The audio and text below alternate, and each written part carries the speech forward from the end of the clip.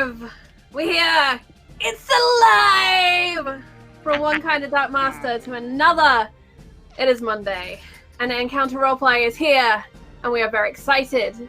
We have the second part of our two-shot. What is my mic doing there? Get out of my way. The second part of our two-shot right now, as we dive into Against the Darkmaster, which is a super cool D100 system, which is not like your normal percentile system, for fantasy metal play. That is how I'm going to characterize this. And last week we mashed up Fern Gully and the Black Cauldron and a ton of other favorites. And today we conclude this chapter of the adventure, hopefully with all of the members of our party. But who knows? Why don't we go around and meet my willing victims? I mean, friends. And let's begin with the wonderful Bangela. Hi Angie, how you doing? Who are you playing today? I am doing wonderful, Charlie. Thank you for having me here. And I am playing the lovely, innocent, and ever nervous Deirdre. She is an animist who is just here to try and save what she can of nature because there is some weird shit going down. You're muted. And I am muted, and that is part of the weird shit that is going down today. Part of the experience. It is part of the experience. You mean you don't lip read? Oh dear. Spell hash is cast over Charlie, which is just what you want. I promise we're professionals and we do this all day, every week. Let's go around. This is someone who is always a joy to play with, and I'm very glad is here to join me in this madness. Humbledore6, aka Allison. Hello. How you doing? Who you playing? Doing okay. Really tired today. So that's fine. I'm playing Mornian the Fair, the kind of like fundy. How do we say this? Investor for this lovely little expedition. Who last session got lost and was risked basically getting eaten alive by teeth. So it's going well. It's going really well. Can't wait to see how it turns out. And Hollow, welcome back. Hello. I'm looking forward to today. I'm looking forward to playing it. If I wear rings, they are heavy. Apparently, according to that wild magic search. Luckily, we're gauntlets. Let's see if I pick up a ring and this goes horribly wrong.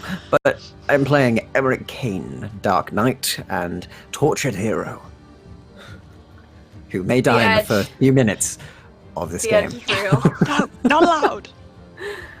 Of And course. I am the Edge. Famed enemy of Arthur, the man who became the Darkmaster. But tiny dark mistress of the woods, Beldam. Let's talk about that, Shake. How you doing? Hello, I'm doing fine. I'm so jazzed to carry on with this. And I am playing Beldam the Shine the Oak, who is a Dusk Elf rogue and the actual most important enemy of Endrick. Come on. Thank you. She is a ball of revenge and annoyance in elf child form, which means she's probably older than everyone else, but still really irritating. Our little squirrel. And Not a squirrel. actual hero, legacy champion, Francis, played by Vanguard. How you doing, Dan? I'm good tonight, I'm good. Now that I've removed the chirpy bird from the background, it's all good. Poor Logan has been banished. He's been banished to the spare, empty room. Oh. Dear. I would like to say this is not Encounter policy. We support all kinds of stream pets, from, cattail mustaches to great big woofers. They are all welcome here. As long as they're quiet. Yes. I'm playing Francis, the true shining star of this party, and the truest of heroes. Not like Emmerich over there. Well, that is yet to be seen, and we shall see who is the truest of our heroes. But first, let me hand over to Past Charlie, one of my personal heroes, to tell us all about the sponsors today. Before we begin today's show, I would like to take some time to remind you about our sponsors. Fantasy Grounds, our virtual tabletop of choice, All of the beautiful maps and rolls you see tonight are done using Fantasy Grounds, which you can try for free at fantasygrounds.com. You can also get all of your miniatures from Wayland Games. Go to waylandgames.co.uk and get yourself a huge range of D&D, Warhammer and 40k minis for up to 20% off regular retail price. And Tabletop Loot, who sell incredible dice. Go and check them out at tabletoploot.com.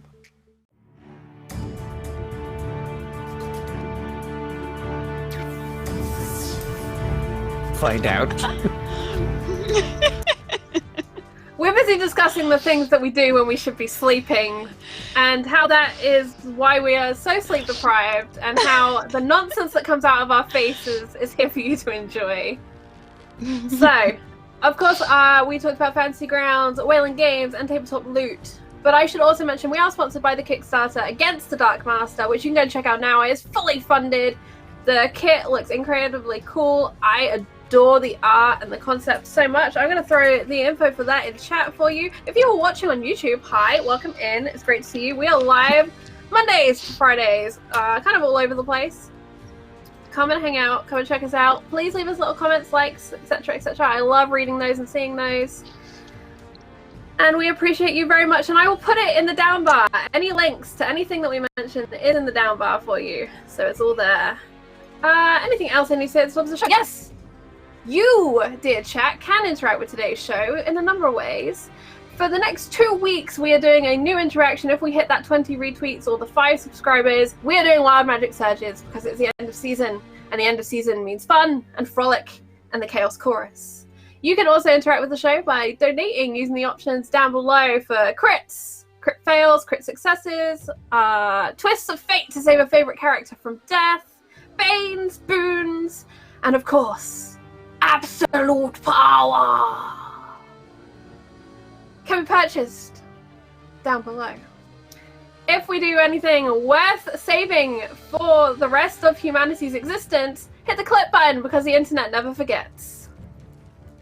Speaking of things that never forget, why don't we discuss what happened last time on Against the Darkmaster?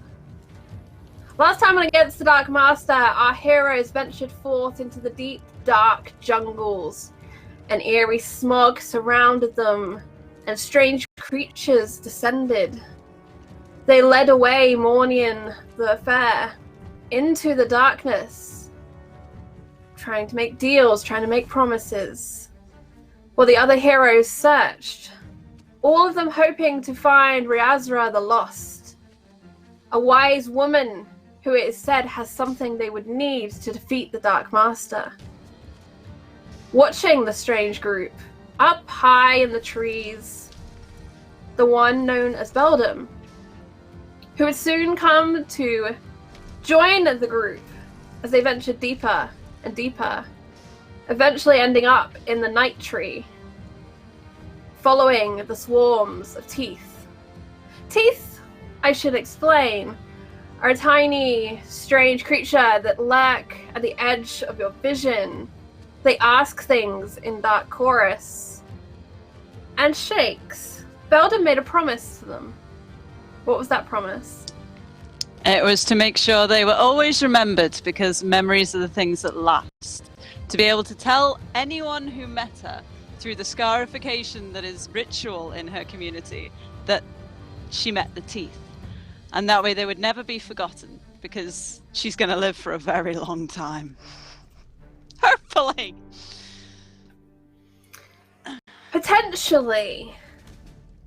Although as they wandered deeper into the hive, things grew more sinister, more gifts were demanded. Who else offered the teeth a gift, and what was the gift you offered? Angie, what did Deirdre give the teeth? Deirdre offered her hair, so they lopped off one of her braids and flew off with it. They sure did. And Mornian, what did you offer the teeth? I left gifts of food, scatterings of food hidden in the tree and all around, so that they might be more distracted eating that than me. And Emric, you gave them something as well. I offered them death. And such quick mercy was bestowed upon the teeth. Caught between the heart of the hive and a hard place, the group found a woman splintering in through the great trunk. A woman who claimed she would lead them away to safety, for they were in great danger. And they followed this woman out of the tree, away from the teeth, down underground to a small hovel amongst dark roots. Sorry, I'm reading the green room. It's very distracting. I'm going to close that right now. To this small hovel. And the woman, of course, Riazra, the wise, she had a few words for each of them. But then that purple light, that ultraviolet, glowed, and her head was shattered, destroyed by the Darkmaster, whom chased the group down the hatch that Riazra had shown them and into a strange catacomb. It was in this catacomb, this den of skulls, of water, of earth, that a sword glowed. And Francis and Beldam, you raced to touch that glow, for this must be the weapon. The one promised to defeat Darkmaster. But it was a short time before the pair of you and Emmerich, who followed, had a moment with the sword, and each of you found yourself atop a vicious spire that pierced the heavens, and you faced the Darkmaster himself, each of you in your own way. And Mornian, there was something else for you down in the darkness. Something just beneath that layer of skulls. A necklace. A delicate necklace that was yours. And Deirdre, you watched them all, scurrying around the skulls. You heard the creaking of the earth, the rushing of the water, as slowly the floor of the catacomb began to rise. Water and skulls and earth poured down that tunnel, filling this space, and there is only one narrow exit. And time is running out, as Emmerich commanded you all to go down that hole to escape, and he would retrieve the sword and meet you. This is the moment we find ourselves in. So, we're kind of going to do this similar to how the initiative works. We'll have an assess phase, so you can all roll perception to establish what is going on in the scene right now, and then you will all declare your action for this scene. We're going to simplify the rest of the initiative order, so we'll just do it as if you're all acting simultaneously, and we'll go from there. So, who wants to look around and assess something? Who already has their action and isn't too worried about assessing things? I'm 100% going to assess things. I'm going to try and assess as well. I believe I Alright. was already running in to the water to grab the sword at the time, so I think I'm not going to assess. Okay. I was probably already following him. Aw. Belden going after Emmerich. No okay? self-preservation! And Francis, are you The assessing true- or are you taking action?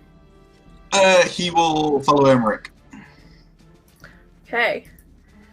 So, Deidre, you rolled a 77, which I believe is a just pass. Let me consult my little table. Yeah, I think that's like 75 is It's the a number. partial success. Yeah. So on a partial success, you only partially accomplish what you're trying to do, or manage to do it, but with a cost, a complication, or trouble. Since you are looking around the room, what I'm going to say is you can see that you have seconds to leave this space. You can already see the skulls crushing into that ceiling as this basically a vice has been generated and everything in it is being compounded. You don't, however, notice the slipping of the skulls by your feet near this exit as they are being pushed out of this space, and they're going to kind of start pushing you with it. You are kind of off balance. I'm not going to impose a mechanical element to the fumble, but that's the situation you find yourself in. Mornian, what did you roll, friend?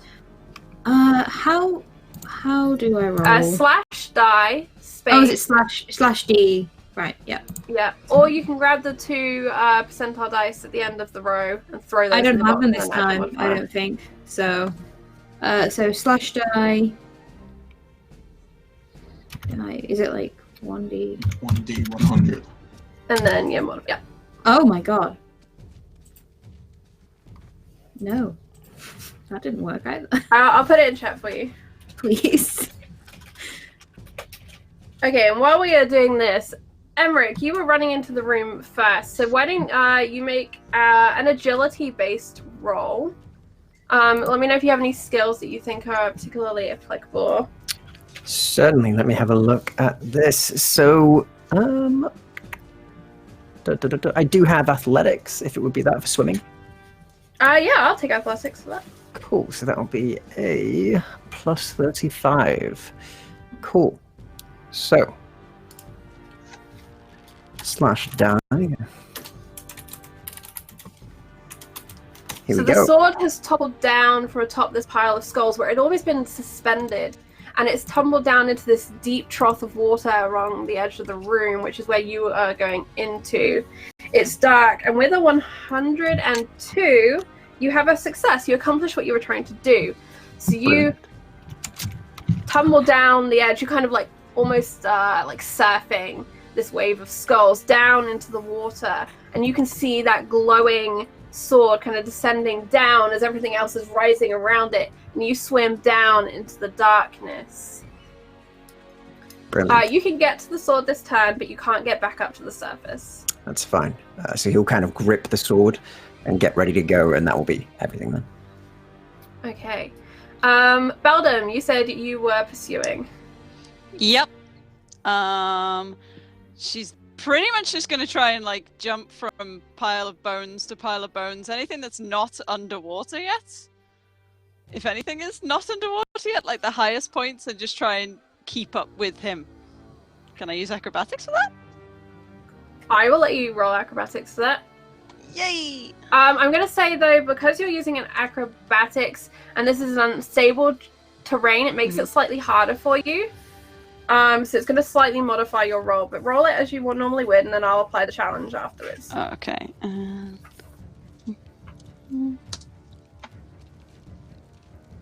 126. Okay, so even with that challenging rating, you hop, skip, and jump, and it's kind of like a surge of up and down as these skulls kind of rise and are pushed, and they fall away down to the sides and coming up. And you get to this point above where Emmerich is. I've got an echo, guys. Where you've dropped down into the water, and you literally have to push against the ceiling as you've hit a surge of skulls rising upwards, and you can look down. Is there any additional action you'd like to take in this time? She really doesn't want to get in the water, so she's just gonna like see and like wait for him to start surfacing so that she can try and help his stupid ass. Okay, was so that muted then? No, you're No? fine. Okay, good. So you are good. holding an action to pull Emmerich up and out. To pull him up, yeah. Okay, that's cool. So we'll call that as that. And Francis, you have turned to follow Emmerich. What would you like to do in your follow? Following the efforts of the tree girl over there, he's going to follow suit, jumping across the skulls, because he's a hero. Of course he can do that too. And instead of just leaving Emmerich down there, he's going to dive in after him, having felt the grip of the sword on himself, where it just stops you dead. Means he's going to drown down there. He's not going to be able to get back up. So it's diving down there to try and assist swimming him back up. Awesome. So an athletics check from you as well, then. Okay. My athletics. Mornian, what did you roll in the end?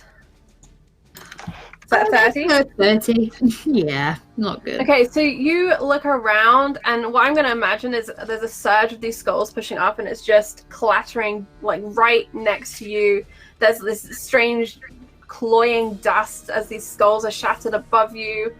It's kind of like explosions, so you're like shielding your eyes. You are aware that Emmerich, Francis, and Beldam are still in the room, and you are aware that the hole is getting smaller next to you to retreat, but that is about all you are aware of.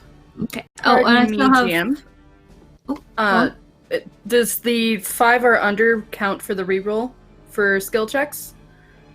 for assessing or whatever. Oh, that's true. This can make this worse. I'm gonna say for the assessment, we're not gonna roll it for this. We'll save it for the attack rolls and things. Okay. That's fair. I just wanted to double check not to be like. No, yeah, I it's appreciate okay. that. There is in the system, it's called open-ended rolling. So if you roll between a 0 and a 5, you re-roll and you deduct that from your current roll. So things could potentially get a lot worse. And then the other end of the things, it's 95 to 100. You re-roll and your dice essentially explodes, making things potentially incredibly better. Mhm. Okay, I still have sorry. my poltergeist, don't I? Yes, you do. One-armed poltergeist.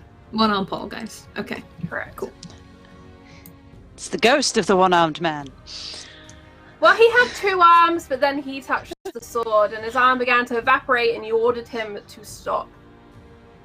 So, Allison, you do actually have an action that you can take now that you've assessed. Okay. Well, I'm just gonna try and keep this hole open for as long as I can, trying to like excavate it so the others can get out. Okay, are you doing this physically or with magic? I'd probably do it with magic. I'll probably just get my poltergeist over to me and get that to help. Okay, so what I would like you to do Mhm. is we're going to roll this as if it's a spell casting roll, Okay. just for the drama. So roll it as if you were going to be casting the spell again for me. And that is my plus 40. Great. Yep. So Only this is going to count as an improvised spell, so it's going to be at -10. okay, so I'll add. Because you've not prepared to cast this, you're casting kind of on the fly. So it'll be 89. plus 30 for now. Perfect. So on an 89, you succeed as you intend to. So you are excavating and you're channeling your power into this, and you feel more powerful than you expected. You feel a surge of energy through you, and you look to your fingertips and they glow bright. And I'd like you to make a toughness saving roll, I think. Is that right? Yes. Oh, that's not yeah, good. that's your TSR. Yeah. 1d100. That's a +5. Okay. Oh, 91. Okay, so you feel something stirring in the pit of your stomach as this magic is surging from within you, filling you. While you feel strong with the magic, you feel a weakness, a fatigue to your physical. And it's that strange moment at midnight when you know you should go to bed, but you really want to stay up because you're wired on caffeine. It's that kind of feeling when you know this is really going to hurt tomorrow. Okay. But you manage to just keep channeling. You got the poltergeist. You are moving this earth, trying to make this hole bigger. And everything is rising, and water tumbles down, and skulls are exploding. And we are into the next round of action. Emmerich, you've plunged down into the dark. You've reached out your hand for the glowing sword. I think, can I see the hero above me just kind of making his way across, along with Squirrel? Make a perception roll. We'll do an assess for you. Okie dokes. And normally So you my- only roll an assess if there's kind of like a confusion aspect or like a situation seriously changed. But because you're underwater in the dark and there's a lot going on, this is why I'm That makes sense, yeah. That's completely understandable. So that is 102 again. So you hear the splash as Francis hits the water, and you kind of look up, and the room is like strangely illuminated compared to the darkness of this water, and you can just see, you know, the wibbly wobbly shapes of your companions up above, and you're aware of Francis surging down into the water behind you. Okay. So I think I will turn with the sword, and I will begin to sort of try and propel myself up and pass the sword to Francis into his hand. Just making it that halfway. Okay, so kind of like a relay. Yeah, essentially, we're relaying this sword. So. Okay, what sort of skill would you like to roll to relay this sword? Because I seem to remember you've wrapped your hand, right? You didn't just bear grip the sword again. Yeah, It's also still got like rabbit fur wrapped around it. That's Yeah. right. That's But right. I safe remember that was the term. reason why you guys had a safe way of grabbing it. I just couldn't remember what it was. Yeah. So now that we've got the safe way, he is grabbing it by that to pass it by that. But I think probably just athletics again, because he's still underwater here. He's still just passing it over. So I imagine that agree. would be more of an athletics than a blades on that. Yeah, I agree. And this is cold water. Oh, It was brilliant. it almost burnt when you got into it, and now it's just cold and it's eating into your bones. And your Yeesh. armor is heavy. Okay, so that's a 98 to pass the sword to Francis halfway in the water. So you grab onto it and you reach up and you hold it out to Francis. Francis, what is your action? It's this glowing sword. It's kind of like a soft neon blue type glow. It's a cold light. Francis is going to reach down, and instead of grabbing the sword, he's going to grab his wrist where he's holding the sword and pull him up to try and get him and the blade out at the same time. What a hero! I love Francis. Great. I'm gonna say, how strong are you, Francis? What is your encumbrance? Oh dear. I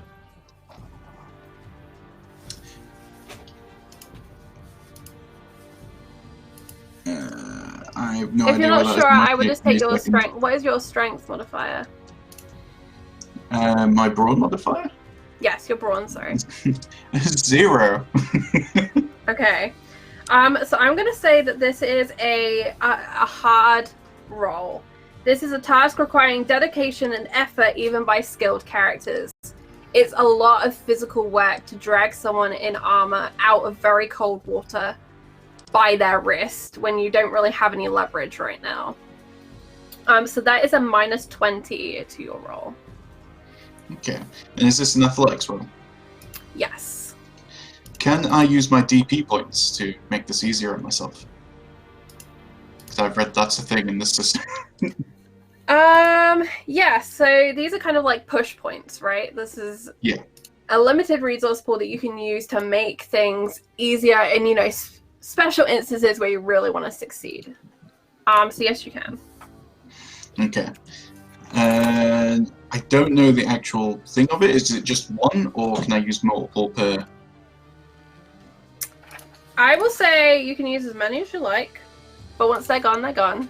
And if you fail, there will be an outcome. Okay. I really want this to succeed, so I'm going to use all 4 of my points. Okay. I believe it's a +10 per point. For each, correct. Yeah. Okay, so in that case, it'll be... And thank you very much, Alexander the Great, for your resub. 8 months, that's nearly a baby. Really? That's how What, you guys don't know sub babies? Sub babies, they're a thing! That is 101. 101. Dalmatians. I took in the negative on top of it. You took in the negative on top? Perfect. Yeah. So you grab onto his wrist and you heave. And I'm gonna flavor this that Emmerich, even though, this wasn't your intention, your legs kind of kick. You are kind of assist in them being pulled. And you succeed in kind of dragging Emmerich back to the surface, and you both are prone as these skulls come crumbling down towards you. And Beldam, this is your time to act. Seeing that Francis has pulled Endrick out of the water, which is what Beldam was going to do, she'd just scamper over the skulls to them and just start kicking them like, get up, gotta get up. Really? Just I was going to just lie motivated. here all day. You jumped into water after a pointy thing. Get up! You're not allowed to die till I kill you. Get up! The temptation to drive this pointy thing through you is unbearable. He says as he gets up. I know, murderer. Get up! You two, well done, very good. And she pats Francis on the head. Get up! And between you and where you left, Mornian and Deirdre, it's just a wall of skulls. A wall of shattered bones, of femurs, of rib cages, of long dead things. And their eyes glow purple. In all of those hollow sockets now, these tiny purple sparks. On the other side of this wall, Deirdre, Mornian, the space is closing up. The air is stifling with shattered bone particles, with water and earth which form this thick slog of mud. And your gap, despite your efforts, is closing. What do you do?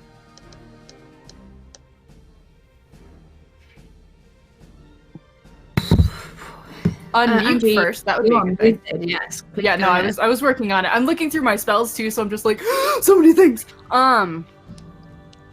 So I'm going to. I don't think I have to concentrate on this. So I'm going to cast Wanderer's Stride on myself. It lasts 10 minutes per level, so it'll last 10 minutes for me. Natural, rough, and arduous terrain count as normal terrain for the caster for the duration. Okay. And then gonna try to get the F through, because this is bonkers, and gotta put number 1 first. Okay. Submit the spellcasting roll for me. Alrighty. That is... Is it an instant spell? Because they're the ones that you can do without having to improvise. I don't think it's an instant spell. Okay, so you would need to roll it with the spellcasting penalty of -10, because it would be an improvised roll. Otherwise, you need to take a round to prepare. Instantaneous spells are marked as instantaneous, gain no benefit from concentration, but can be improvised without incurring the normal -10% penalty, and a cast as a half action. Alright, well, this is a movements of nature, so it'll just be plus 25 instead of plus 35, so die 1d100 plus 25. That's plus 5, so add another 20 to that, so 93. Okay, 93. On a 93, you have a partial success, I believe. It was 1 away from nice, you guys. Let me double check. Dang. I'm so mad. I think that's just a success. So you cast a spell upon yourself. Yeah. And that's not a double, so I don't think we have any problems with magic resonance or anything. So you have this ability, and describe for me, Angie, how this affects Deirdre, how this enables your movement across terrain. So I imagine that what this does for her is that because, like, she slipped on the skulls because they were pushing her and whatnot, she's like, no, this is not comfortable, I don't like this, no. And it just kind of, like, solidifies how she's able to move through the water around the bones and everything to make sure that the muck doesn't hinder her to get through this closing gap.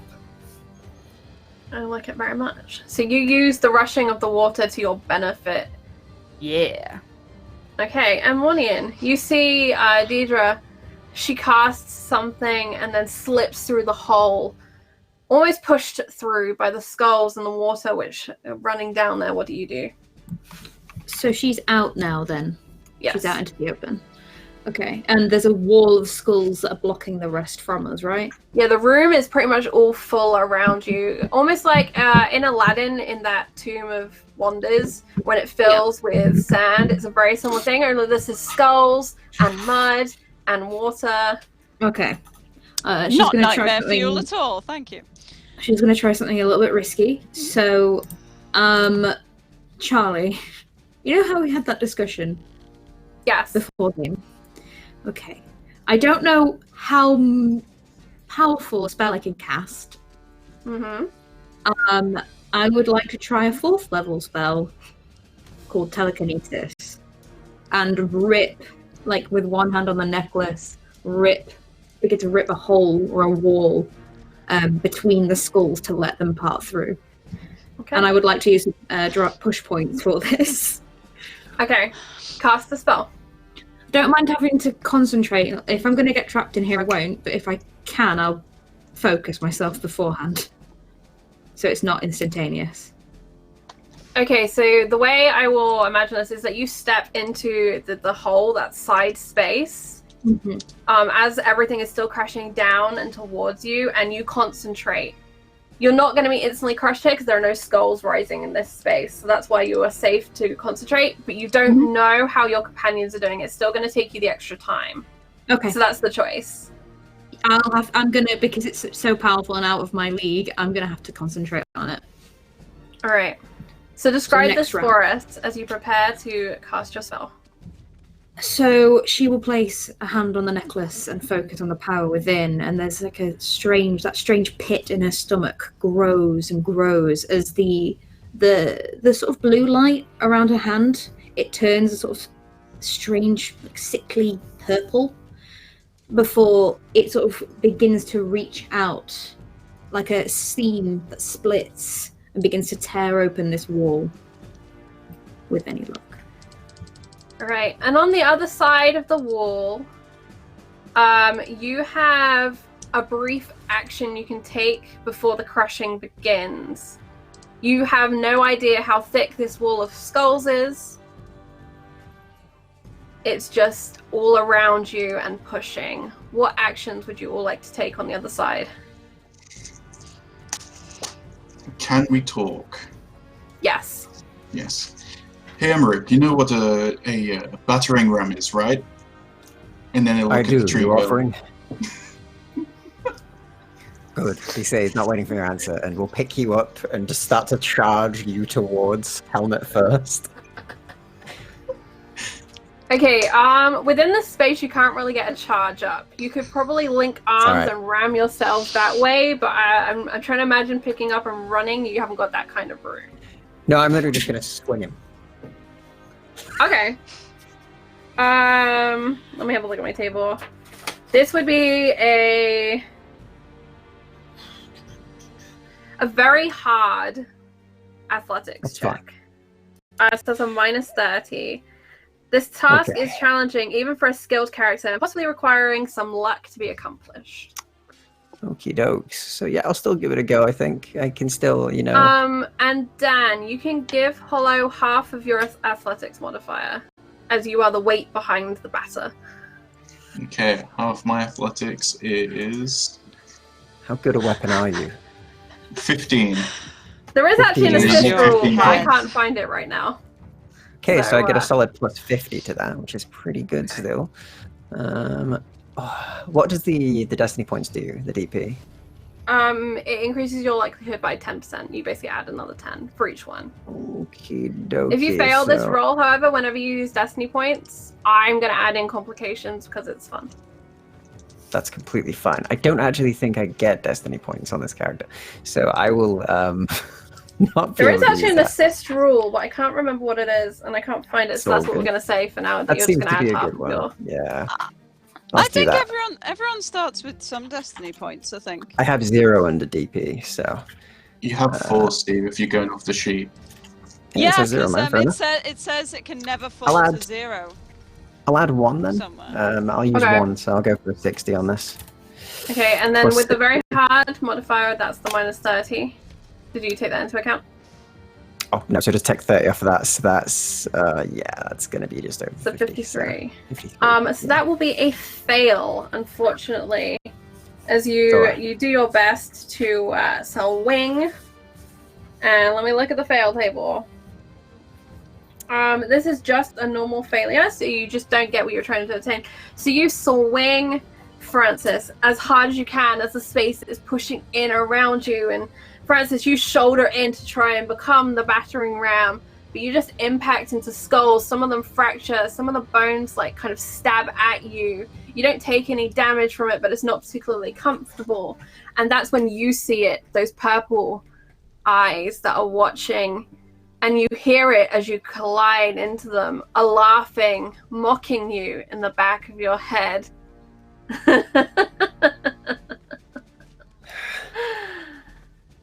It was an I attempt. don't think that's whatever's mocking you. I think that's just Charlie laughing. Yeah. Laughing at our very creative ideas. And Sheldon, you watch as one rams the other into the wall of skulls, and the space is growing ever more claustrophobic. What are you doing?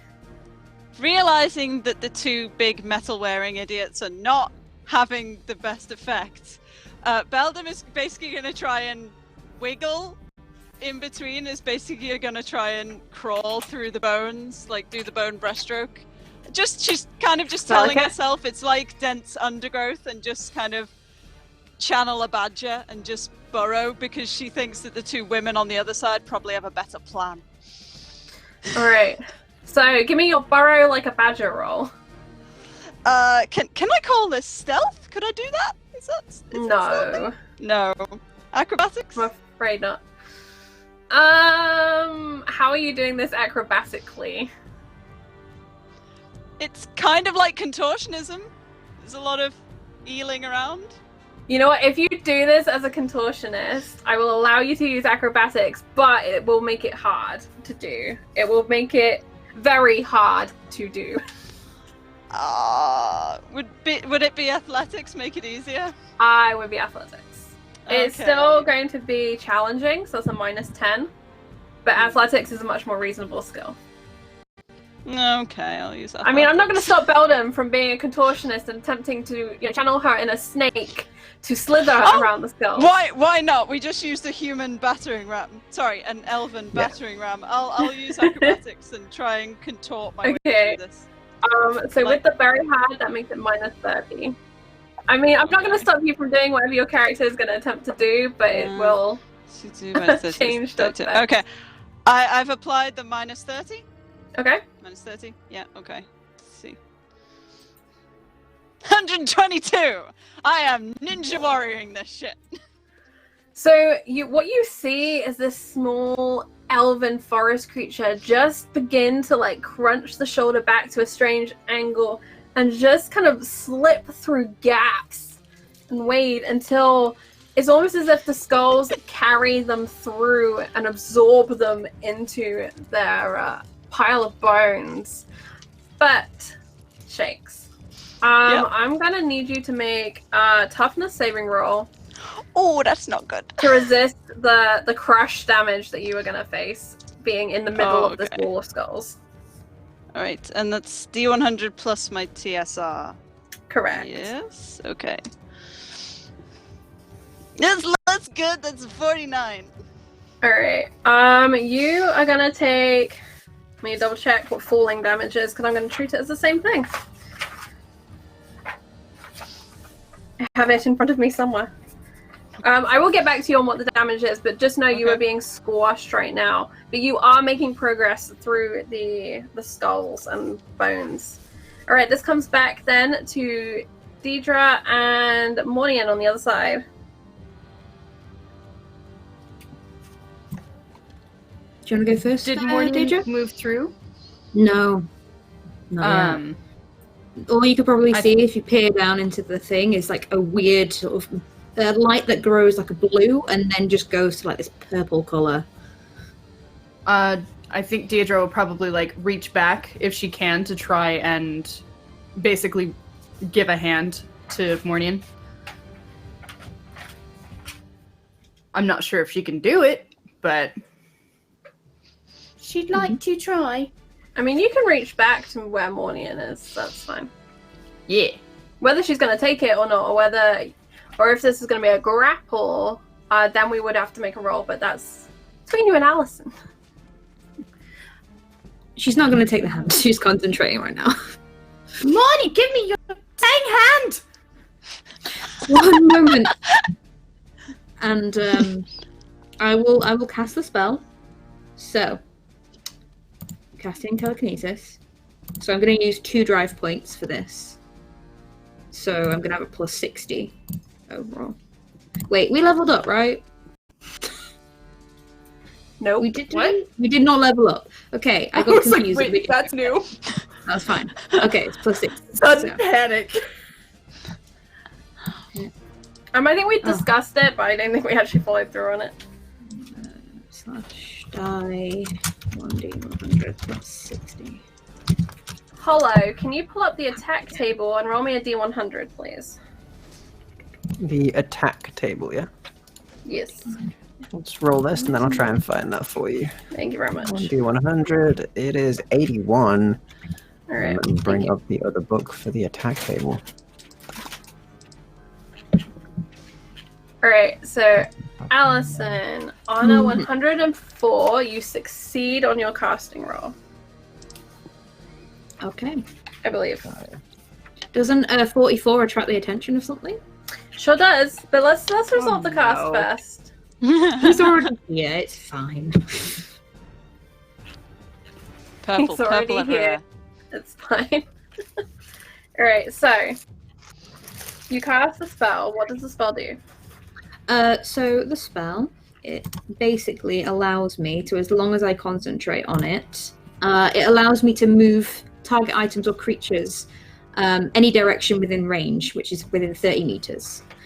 Creatures targeted by the spell have to make a saving roll to resist the effects. However, items don't. Okay. So you reach out with telekinesis and you can push these skulls and bones and debris around. You have very limited space to move them into as everything in here is being compacted. You reach out and you will the space and you see Beldam kind of tumble out of this small excavation you've made, freed from the crushing. Oh, Where are the rest? back there. They're Okay. too big to get through my way. And she nods, and you see like her nose and ears are bleeding as the amount of power she's trying to put out, and she'll try and basically drive a lance sort of motion through, just to make a piercing hole for them to dive through. Okay, and Beldam now is I'd like waiting you... to try and drag people through if they come through. Like she's just holding ready to assist idiots Alright. in armor. Hello, what do we get on the attack table? Which table is this? Sorry, there's a lot of It's tables. described so I'm as trying the attack table in my notes. Okay, so let me keep looking here. Because which version of attack table? Because there's multiple attack tables. Is this blunt or edged or? Pass. I'm going to say blunt because you're being crushed. All right, so if we are being crushed and it's blunt, I rolled an 81. So let me take a look. So under blunt, an 81 is, it says a light 6, a medium 8, or a heavy 6. Alright, so Shakes, I think that's going to be 6 damage to you, friend. Okay. That's not as bad as I thought it was gonna be. Okay. Yay! And- Alright. Allison, is a 100, please, for your resonance roll. And Deirdre, you see Mornian reach out to push her spell further. You see Beldam tumble out. You can see, the crushed impact of all of those skulls pushing around that small woman, that small elf. You didn't take a major action, so if you wanted to do an additional action, I will allow you to do so. I think at this point she's just trying to get at whoever is willing through this gap, since she's on the other side. Okay, so Beldam, are you doing this verbally, Angie, or is it just you just keep trying to grab onto whoever's there? She's just got a hand out, waiting.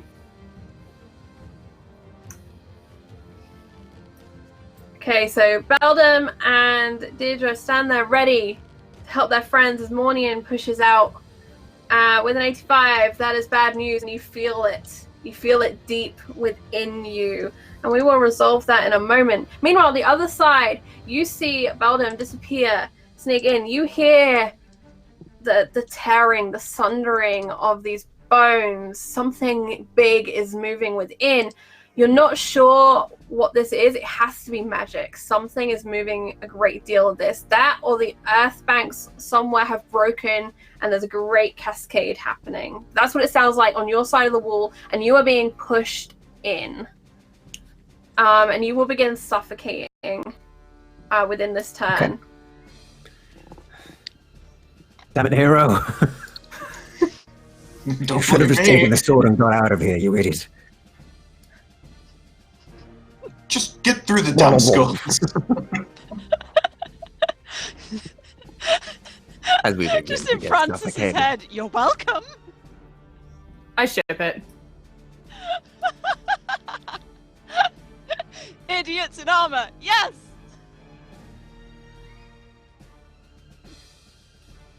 Okay. So what do we need to Okay, do to idiots resist in this armor. suffocating?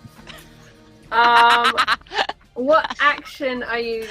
What are your characters trying to do in this moment? You are feeling pushed in, and that, but that's a passive thing. What are you actively doing? So is there like a height limit to this wall?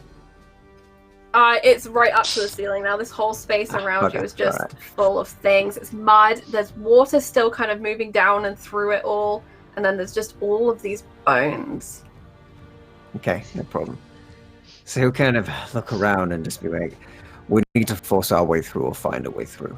If something is breaking that way forward, we may try and break to that place. How is your weapon? Your magical sword, he says and holds it out to you. Use this. Help me part the way. By all means, he'll take the sword, making sure not to touch the actual sword. Yeah. And he will And take start. off his great axe and get ready. Tell you what, it's better than my idea. I was going to try swim through, honestly, but You're still welcome if you wish. It would make you quieter. He says as he swings back with the axe and gets ready to start cutting. and Francis will assist. You're muted. You can kind of get like halfway back. You haven't got the same like angle as you would normally like It's for a nice alright. clean thing. So for you to swing is gonna become a hard roll, so it's -20. And same for you with the sword. As you try and battering ram. But we will kind of use your successes to compound. So if you succeed a little bit and your friend succeeds, it'll push you up.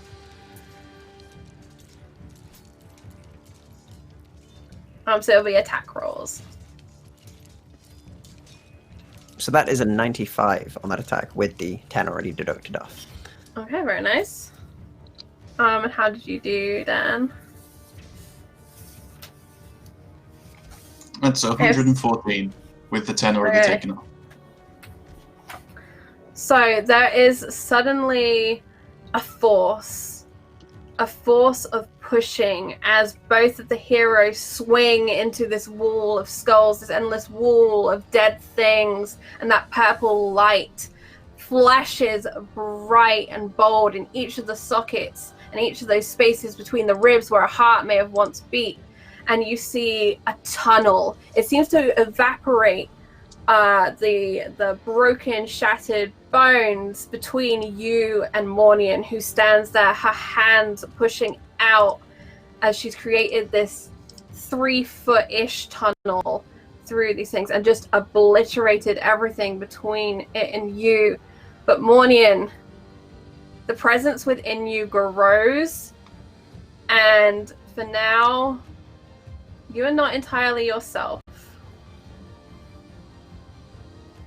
But the way is clear, and just the narrative's sake, you both can crawl through this hole down into this tiny gap, which is soothing up, and be pulled through by Deidre and Beldam, who are waiting there. And you tumble down, and it's a narrow, hollow, kind of like a tunnel, like in a rabbit's warren. There's like a tiny side tunnel. There's tiny roots that kind of stick out, and walled up behind you with purple eye sockets still glowing, this mass that has sealed you in.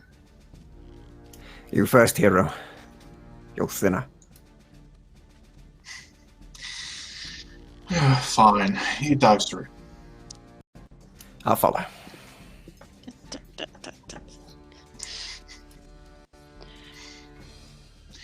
Okay, where to now? What are we doing? Out. Head count. Is everyone here? Like within sight? We think Okay. so. Let's get moving. Morning. Yep, let's go, Good. please. And you Yes. see as you address Mornian, they look at you and frown and just crush their hand inwards to let the skulls go back, and they turn away from you and just go out. That was a bit rude. It's fine. Let's just get out of here. We can't be here. If all these explode on us again, then that would be bad. Let's get moving. We've got the hero's sword. We're good to go. Right, we need to go. We need to go. I'll begin striding it. Don't like it down here. Follow everyone else. Francis will take up the rear. And as you move along, the light of the sword is what illuminates your way. Any torches, any lanterns, long lost or extinguished. And it's an ever small space that you are passing through, but the rumbles and the crunching of skulls is long behind you. All that remains is a small trickle of water just running past your feet. At least you know now that you are going downhill. You are going deeper and deeper into the earth. And Mornian will turn, likely to Daedra. Where are we going? I don't know. We're going down. Right. I'd rather we go up, but I don't think we can go back.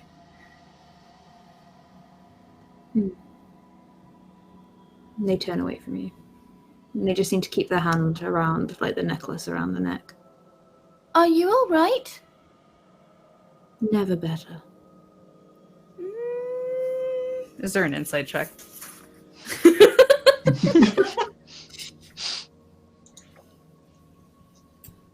I don't think there's an insight check. I don't believe you. Probably just perception, I guess. Maybe. I don't know. But either way, I don't believe her. She seems awful. I know there's a I think you deceiving can. one. I think go with your gut on what your character believes or doesn't believe about this. I don't know how well you know Mornian in general, but I think it is clear. You know, this is a very strange reaction for what just happened. She's very calm and. Yeah. But perhaps this is just how she deals with what just happened. That's the flip of the coin. I mean, if you need anyone to talk to, seems we've got a way to go. So. I think silence would be preferable for now. Oh. Daedra, was it? Yes.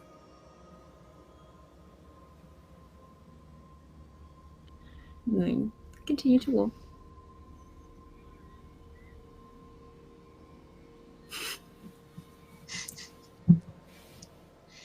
Bliss.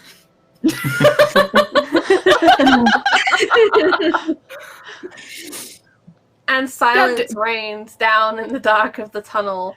Who is leading the party? I apologize if you've already told me. Probably, I believe, myself was walking forwards with, I think, good old Francis was taking up the back from what he said. So we're kind of like flanking discussions. Yeah, I'm between like Endrick and Francis. I thought the two ladies were in the front of us. I thought they were leading us. I will say, Emmerich, it might be best if you take up the rear, because I can actually see pretty well in the darkness. I don't need to see. Right. Yeah, You'll just 'cause swing that that will way. The hat will look equally stupid if you walk into a wall. Fine. If you need to take the front, then come and take the front. I'll take the back. You are, after all, beside glowing me. slightly. She calls out to you, Emmerich. Of course, he says, and we'll head back to where you are. And she seems to, like, one part of her lip just curls up as she sort of sees you.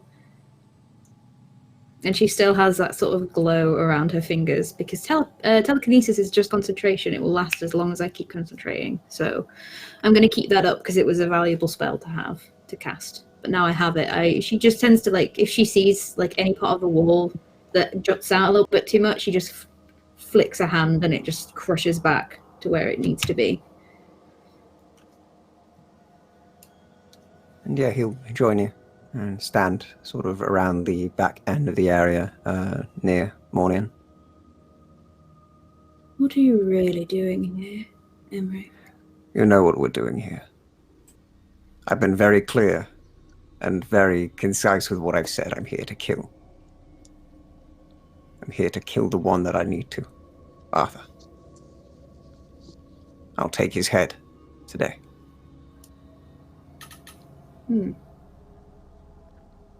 I don't think I've stuttered any time I've said this. If I have, I apologize. Fucking God, dude, I stutter. Oh my goodness. Oh man. No, you don't tend to stutter, Emmerich. No, it's not usually a part of my vocabulary. Indeed. Shouldn't you be the one then wielding his sword? No, I prefer my weapons to have more heft to them. And less shiny. Besides, As you always it'd be have. more fitting to strike with this. He says tapping his axe. Than it will be to strike with that. You're the expert. I am. As you are with magic. Thank you for that back there. I believe that was you. You were It holding was. your hand out. It is. Then thank you. And Well, I'm loath to Emmerich, thank anyone. as you regard Mornian, you see the blood that had kind of daintily dripped from her nose and ears now running in reverse and back to where it had come from, leaving no stain behind. Is everything alright? Ew. You Excellent. seem different, and your blood is running backwards. Is it? Just in case you hadn't noticed. It is. Like a snail returning home for the night. How poetic. The home is your head. Oh my fucking God. Don't quit your Fucking joke, poetic. Like a snail returning. Like they leave. Oh my God. No, My knowledge Emmerich, on I'm in both poetry and excellent snails is low, so that might not have been the best saying, but I think you got the point. I just need a book of Undoubted. poetry from Emmerich now because it would be the darkest, most metal Edgar Allan Poe bullshit I've would be, ever yeah. seen. Until Oh you my see God, the it would snail be bit and you're like, It would be Snape from Potter Puppet Pals. Oh my goodness. With that image in our heads, I will remind our heroes that you were pushing west towards where you know the Darkmaster's heartland lies. You journeyed into the jungle to find Riazra, and beyond the jungle's edge is what is known as the Valley of Fire, which you must traverse. So west would be your general direction. However, figuring out where west is in the dark is something that's going to take some creative thinking. But you may continue to wander the maze of tunnels endlessly if that is your heart's desire in this moment. I'm not much of a thinker. Can I make a wandering roll to see if I can figure out which way is west? If Is you there know an- my people are a nomadic, living outdoorsy kind of people, they might be one of those people who just say like north northwest instead of left. And is there a way for me to aid that roll? You know what? Sure. That sounds good to me. So we'll just do what we did previously because I can't find the actual rule right now, which is Angie, you can add half of your wandering to the roll being made by Shakes. Sounds good. And I would say this roll is probably, I'm going to say it's hard, so minus 20. Okay. There are always signs and ways. But you are in the dark. So half of 76 is 38. It's just half your modifier, Angie. Sorry. Oh, half my 20, sorry. Okay. And what's the reduction from the difficulty? Minus 20, so I guess you just roll straight. Okay. So just roll your straight wandering. Okay. 106. Very good, you I'm a succeed. mole and I live in a hole. And you watch Mornian as she kind of waves her hand and a root that had been jutting out is slammed into the earth of the wall, and you see something about that root. It's a very particular root of a tree. It's a thick, dense one that contains water that you drink from, and you know where these grow in the jungle. And using that information and just your general sense of being for wandering, you have a rough idea of where you may be in the jungle based on, where Riazra's home was, how far you've come down. You're not 100%, but you are fairly sure that this is the root of a particular tree that you're familiar with. But you won't know until you reach the surface. And up ahead, when the tunnel branches left and right, you believe right will lead you west. As we approach the fork in the earth,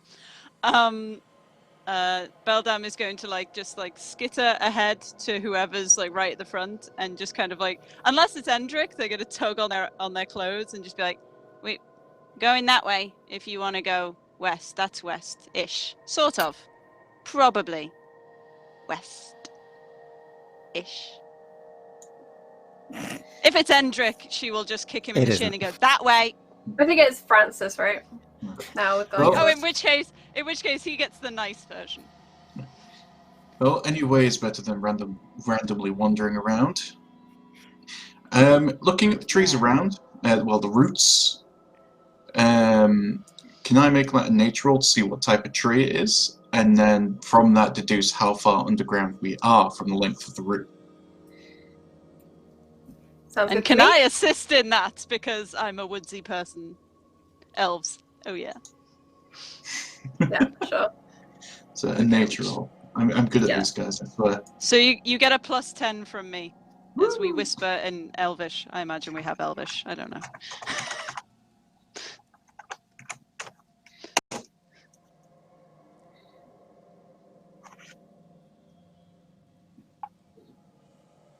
Oh, there it is. A 96. You're muted once more. The roots of this tree push deep into the soil wherever it grows, and that this is why it's almost useful to adventurers, because they know in a drought, if they go down far enough, they'll find one of these fleshy roots full of water to drink from. You estimate you could be anywhere from 20 feet below ground to 50 feet below ground.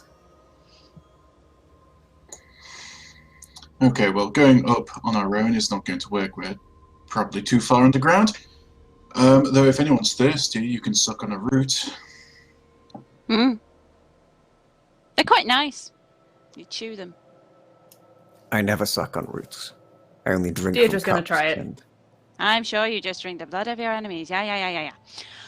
No, it's not very good tasting. It's very irony.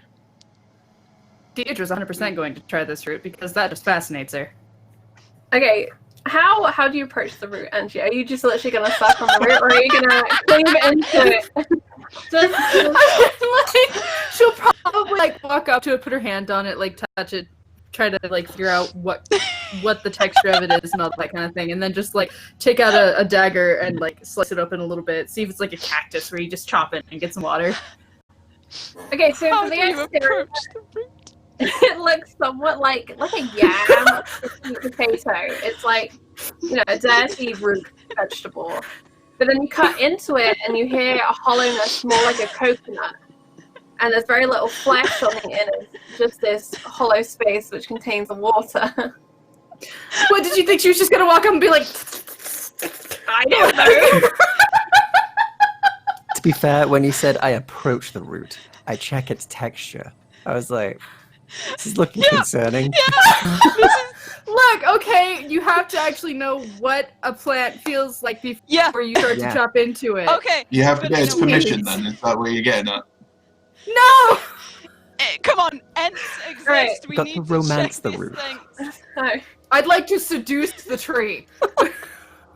Roll a Don't just charisma walk roll. forward with your mouth open. Some romance, come on. There is a sprinkling of water as this root is cut into, and out pours the liquid. Morning. gonna drink it. Your party are distracted by the roots that grow from the tunnels here. They are slowed in their progress as they stare up to the ceiling and discuss how to get out, which way to go. What are you doing? I'm probably just observing them and how they seem to interact with each other. And if there is a route, I'll basically begin, while they're cutting into one, if there's another route nearby, I'll basically begin to use telekinesis to sort of tug at that and see which way it goes. And then sort of see if I can begin excavating a bit to make a hole to the top using the, like, and then we'll use the route as like a rope to get out. Okay, so you're kind of clearing the earth around this route to follow it up. Is your plan? Yeah. Okay, so I think we're gonna roll the spell again. Okay. Purely to see how well you do with it. We know that Alright. you've cast it. We know that you have the power of telekinesis, but I'm going to use this as basically your strength check with your magic. Okay, sweet. Yeah. So that is. I think I pulled a muscle. 1d100. I would apologize, but that was just good humor to me. Oh, I thought it was muted. This mute button does not work. Don't make me laugh again. It hurts now. I promise I won't. I mean, this is what Charlie gets for bringing us onto ERP. Okay. So that's a 90. So you begin with the will of your mind to move the earth from around this root, and it kind of crumbles away. And in some places, it kind of comes off like huge chunks of clay and kind of sloughs down to the ground. And this is kind of around Deirdre as she's examining the root. And it's just coming away a piece at a time, very patiently moving chunks of earth around and slowly widening this space, but it is all coming down and into this tunnel. Mm-hmm. Yeah, she'll begin, as she's like moving one chunk down, she'll begin basically filling out the length of the tunnel with more to push it like 30 meters away, if it's so we don't just get trapped in and risk it having the earth collapsing on us with nowhere to go.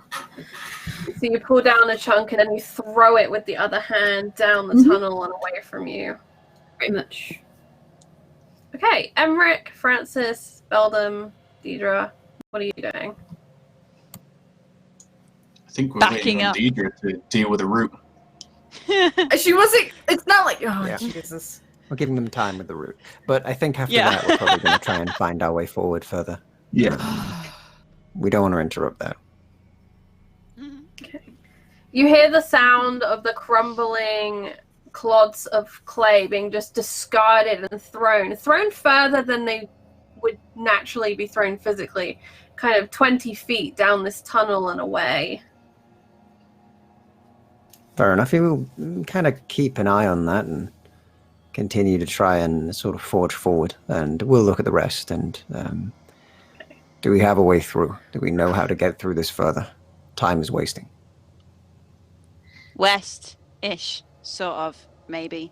You know this place more than us, so you're better at doing this whole thing. Could you I'm lead the better way? at everything than you. That way. We just I won't walk off. disagree this once, just so you can find our way out. His own goes with you. You absolutely can't see because Beldam is like walking away from you, but she might like try and suppress the smile really hard until she hears the second part of the sentence, in which case she's scowling again. It's Well, like almost no, you ruined it. Perhaps you could just wait a moment and I can get us out. That sounds agreeable. Walk back. But will you not Why tire do you ask yourself with then? all of this magic? I feel fine. Well, you will until your head explodes. I doubt it. We've already had Can enough we of get that for one day. helping? What was that? Sorry? We've already had enough head exploding for one day. We don't need a second one. Mm-hmm. Also, if we continue via these tunnels, maybe we can avoid anything that should be on the surface that would pose a problem to us. I was kind of thinking the same thing. Yes. However, something created these tunnels. Something lives in these tunnels. Do you really And we'll want to kill it if encounter it comes that? by us. Yeah, I could talk Probably to it just if a we run big across badger. it. I'd really rather be able to see the sky. We will soon enough if we forge forward. Save your magic for when we need it the most. For Well, I'm nearly example, if we there. reach this big badger. Perhaps we can tame it, use it, utilize it against the Dark Lord. A badger would be a good ally in these times. Especially one that is giant. They don't like people. You can But they tame might it, like right? the Dark Lord worse. You know, might like them less. You know what I mean. That's true. How strange your mind works, Emmerich. Direct. Stupid. Convoluted. If you really insist on going forward into the blind darkness, then be my guest. But I'm excavating a way up. You could take it or leave it. I won't leave your side. Beldam If kind you of like wish scoots so back. far to do this, then I will support it. But if you put yourself in danger just to find a quicker exit out, that will be a foolish move. I do not wish to point out something as well, but the last time you wandered your own way, we were attacked by many teeth and ended up in the situation we're in. Yes, with the sword that you're holding so closely. Hero. Beldam's just I'm gonna quite the tug on hero. Francis's clothes again and be like, "Did she get meaner? What is going I on?" think Emmerich's rubbing off on her. No, I'm not. Exact if I face was. happening in game. This is an in-character face of just. Made you speak truth. There is something different about you, Morgan. This isn't like See, I told you. It wasn't just me. She's mean. What is going on? Maybe I'm just frustrated, that's all. If you're frustrated, you speak with more passion in your voice. You're speaking deadpan. You're speaking calm. I know that kind of a voice. You should give her a hug. I do. He kind of looks at you, and you see like the cogs whirring in his brain as to what the fuck a hug is. And then he kind of A really nice, gentle grapple. right. I can do that. And he will give you a nice gentle grapple. Wait, who? Daedra or me? Oh, you, not Deja. Alright, for a moment you feel like a barrier of force push into your chest before they very slowly just retract to their hand. You insist on the touching. I do. That is a Just weird a way to gentle put that. grapple. And he'll kind of put hands on either shoulder and look directly at them. Mhm. And They you're appear fiddling to- with that necklace you found far too much. Your hand has not left it. My hands are leaving it now. Emmerich, It's my necklace. That's all. Happy make to a have found wisdom saving throw, please. I think I'm terrible at this. Let's do it. Wisdom saving throw. I have a mighty 0. I can do this. It's your wisdom stat plus 5 times your level, plus any kin bonuses. Yeah, under save rolls, it just... Oh, wait, 5. I've got a whole 5. Hell yeah. 1d100 plus a mighty 5. Here we go. It's 7. Roll, no, no. It's under 5. You gotta Keep But roll. it's a strong rolling. save.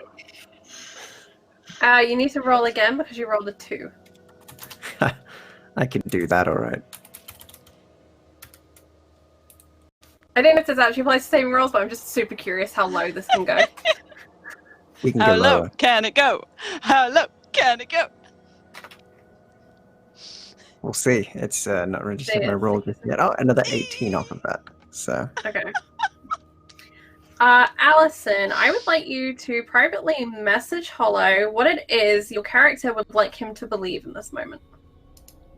Can be anything you like. But just if you could do that between you. Alright, what is everyone else doing? Francis, are you pushing forwards or are you watching the excavation? He's waiting for the rest. They seem to be having their own little inter-party scuffles. And is really hoping that the effects of Dumbledore's role is going to be that he's going to make Emmerich believe Francis is a true hero, because he is. I'll never believe Other than that. that, he's just waiting with the light source that he's got, just so everyone can see. I guess keeping an ear out as well in case anything comes from further down the tunnel. Okay, so make a perception roll for me as you are being aware of your surroundings.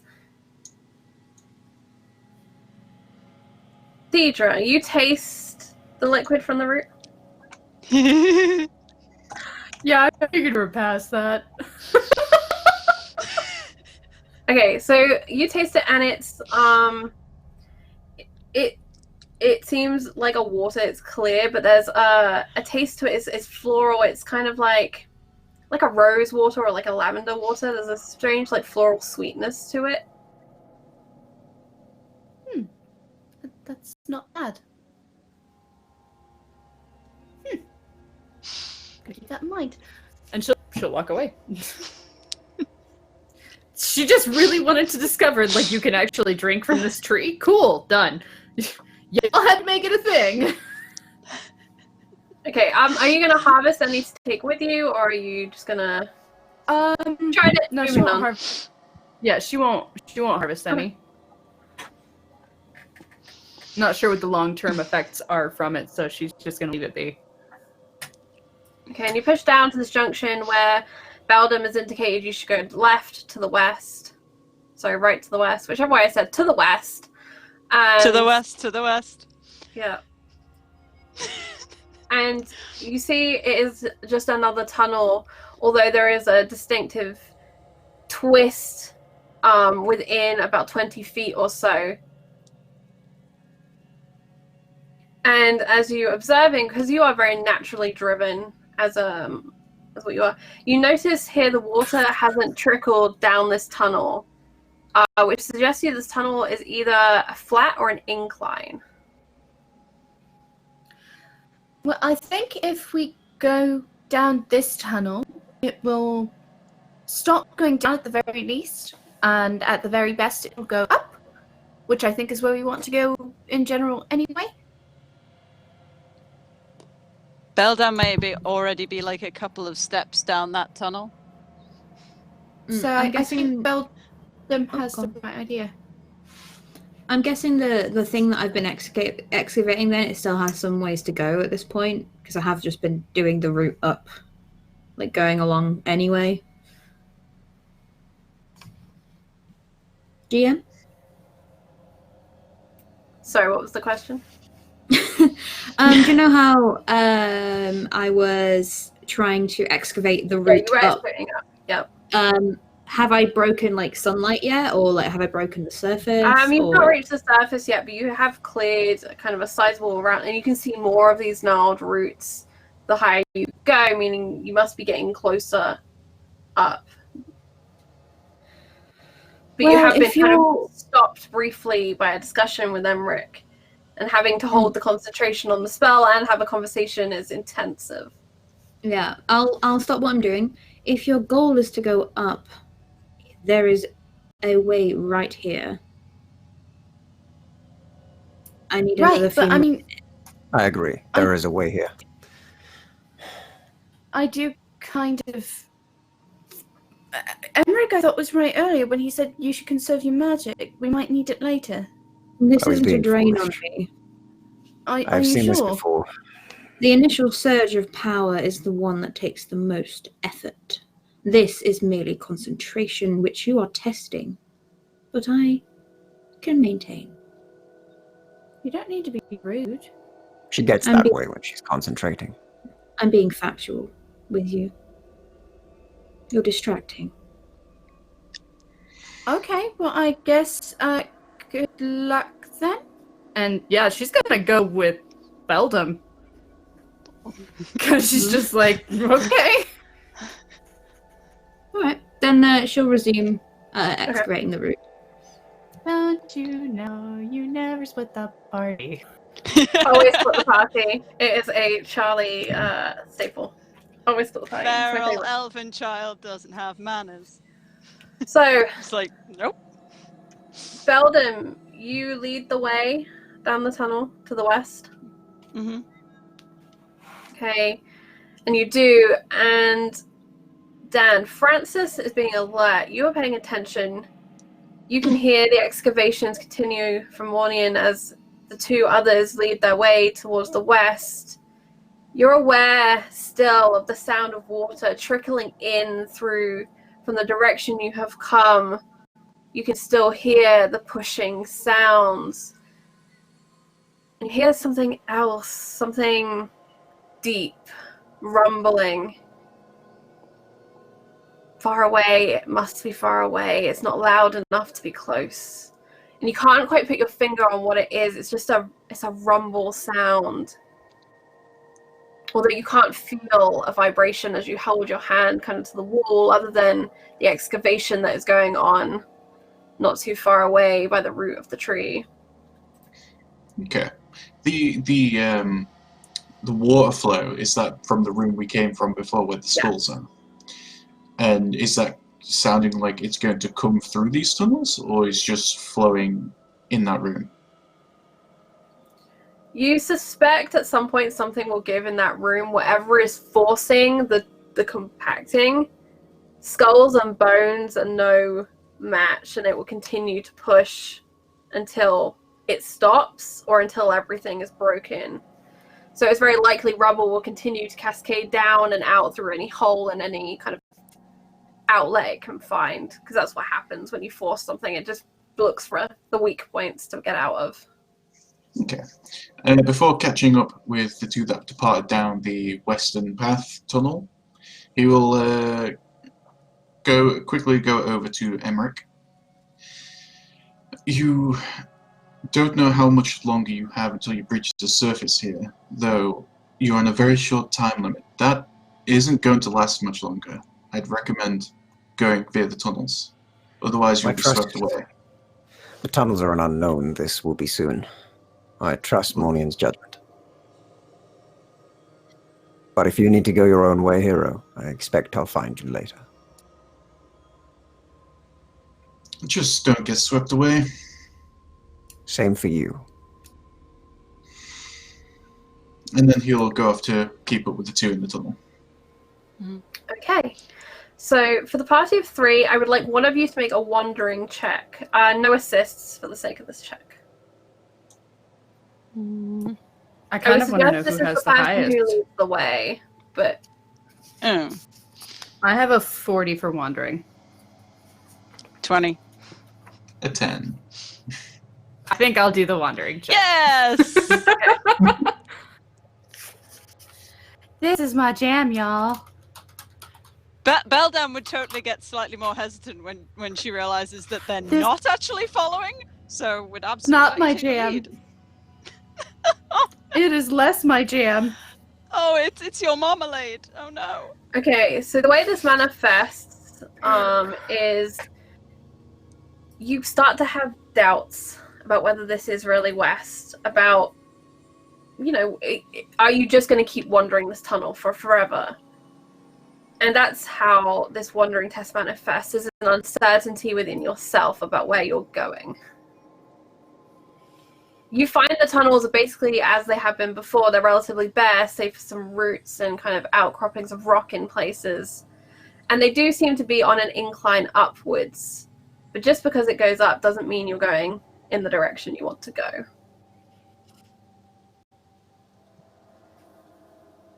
I really hope we're going the right way. I can't be sure. Well, if we're not, we'll just have to come back and go another way. Should we leave some breadcrumbs or something? For things to eat, I mean, you can, but they're just gonna get I it. meant that metaphorically. Meta what? I meant, not necessarily actual breadcrumbs, but like something that we could leave behind to retrace our steps. Have there been any other like turn-offs, or have we just been walking in a straight tunnel? Mostly, it's not been a straight tunnel. It's kind of meandered a little, but But- there have been no kind of junctions on the tunnel. Yeah, because Beldam would kind of look backwards and look forwards and kind of go, "There's only two directions. If we're facing this way, we must have come from that way." Well, yeah, but I mean, like, what if we run into another junction or something, or like several branches that... Well, we'll eat that meat when we come to it. I like that phrase. It's a good phrase. Worst Thank case you. scenario, I can always attach part of my tunic to a route that's nearby so we can check where we've been. If the path does branch. Okay. I mean, I could also just Pluck. Put it down on the ground. What is it with you removing hair? It's not hair, just the Oh, okay. I like Flower that she petal? actually does have a headdress because she is an actual flower child. I mean, it might get it, but sure. Francis, you've been alert up until this point. I would like you to make a perception roll for me. Can do.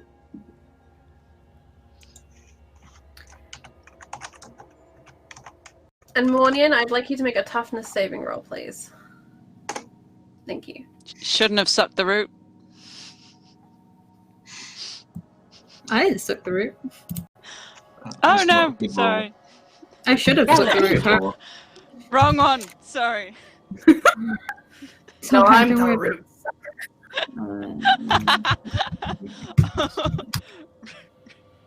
There is a crack and That is a an pop explosion.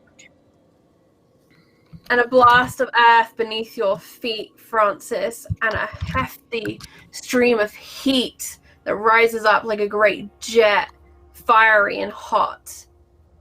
And suddenly you're aware of it. The floor is strange and pitted, and that glow and that warmth. And you take 1 point of fire damage. Who does? Francis. Oh, you take 1.5 damage. Wait, didn't you take damage last game too? I know Emmerich did. I can't remember if Francis did or not. I don't think I did. I Okay. managed to evade most of it, I think.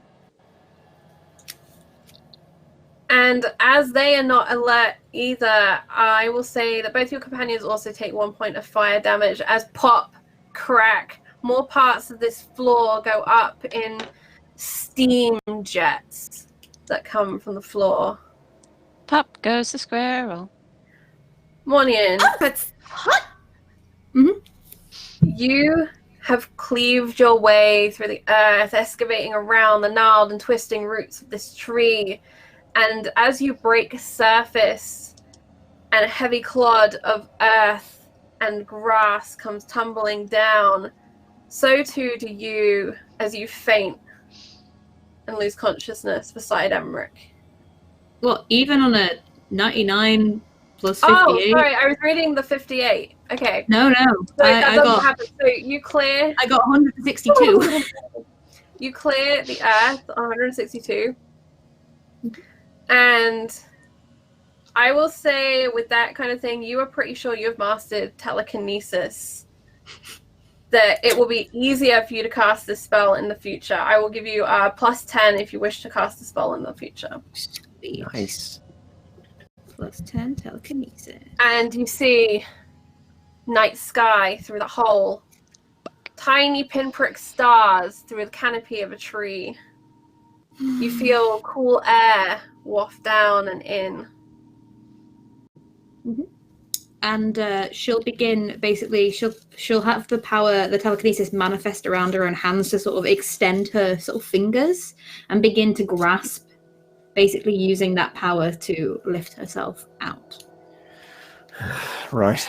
Yeah, I think Emmerich will begin to also climb. He'll sort of hitch his axe to his back, strap it tight, and then get moving upwards. So with unnatural force powers, Moynihan carries herself up and out. She widens the hole as she breaches the surface with a push of her hands. And there's a waft of a strange circular breeze that ripples across the grass and disturbs the stillness of a pond. And there is smoke on the air. You can smell it distant. And you follow behind Emmerich. And you see, as you breach the surface and stagger up next to the tree, that reflecting in the pond just beyond, the sky where it is inky black above is stained pink on the horizon point. Okay. I think he'll have a look around to see if he recognizes anywhere around this area, if it's anywhere near the place where the Arthur is staying, where they may be located. Okay, so make a wonder check as you are moving through the dark. This isn't a heavily wooded area or anything, it's just a new area to you, and there is a further incline ahead of you. Can I assist on this, as I Wondering would if 5. probably know where they are? You can use a perception roll if you'd like. Okay. That is Meanwhile, with very hot feet, the three of you Not wearing shoes, very hot. 17. perception. are blasted with these steam jets, and it is now your turn to act. Should Well, we at book least it? I'm somewhat dry now. That's a good start. Right, it's really hot. Should we get going? Should we book it? Yes, just be careful where you're standing. Or running. Uh-huh. Hippity hop. Yep, it's gonna move. Alright, so it'll be Between the jets. athletics or acrobatics. Acrobatics. I'm gonna Alright. go athletic. Mornian, you look around and that smoke has something familiar to it that's a relief to you. You don't really notice anything new about this area, but you were quite content to be here and on the surface and certain that you were right to just dig your way out. Hmm. And Emmerich, as you push forwards, exploring, trying to find the way, you know that the sun rises in the east and it sets to the west. And you turn your back on that sliver of pink on the horizon to the other direction, and you follow the rise. And there you see it, the heavy black domain of smoke and ash, the valley of fire, still glimmering with embers just beneath the cracked dark rock of its surface. And beyond that, the great spire that pierces the sky. So we see our way forward, he says, and we'll begin to walk. We do. And she'll let him walk in front of her.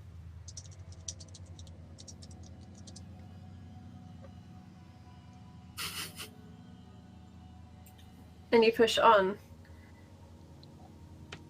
Emmerich, you would know that the Valley of Fire is a purely hazardous place. It's a place where the earth has been corrupted and disrupted.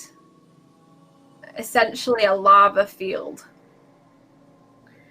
And it is delicate as a thin ice lake. Right. And do I know how they usually traverse it, how the forces would traverse their way in, as a previous member of their group, so to speak? Okay, so make a kind of an intelligence, cunning style Certainly. memory. What I've got. My brain is so full of systems at the moment, I cannot remember what is in this one. Understandable. There's like a wits. I mean, they're the same for me anyway. I think they're about Yes, zero wits. if it's at all wisdom. So I think 0 either way. So Okay. And then what do we get from the 3 in the tunnel? Dan? 20. I got a. I got a A 74. 94. I got a 93. 93. Alright. So 93 and 94, you dash down this tunnel, you try and avoid the small potholes, kind of leaping and hopping and dancing between them. For Beldam, it is close and narrow as you kind of parkour from the walls, trying to avoid the floor altogether. You slip and you graze your arm down one side and narrowly skid over a jet just as it launches up in fire and fury behind you. And you reach the edge of this tunnel at speed and you realize there is a sheer drop at its end. Okay. Obviously gonna put on the brakes, try to stop. Alright, so this will be another check for each of you. Oh boy. On a 22, Emmerich, you recall the army marched.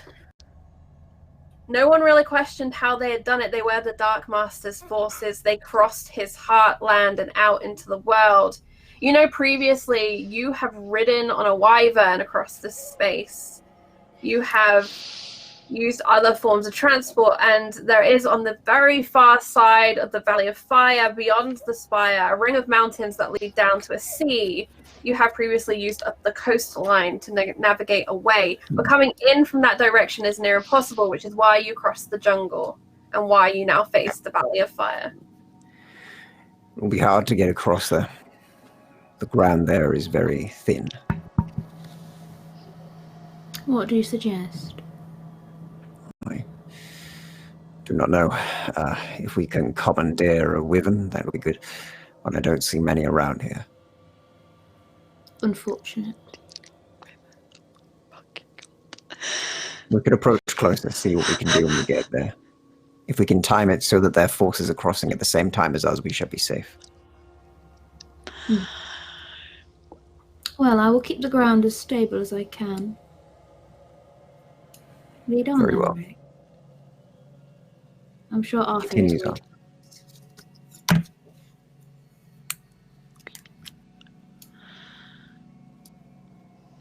And she will begin to try with the telekinesis that she's still got going because she's a goddamn champion.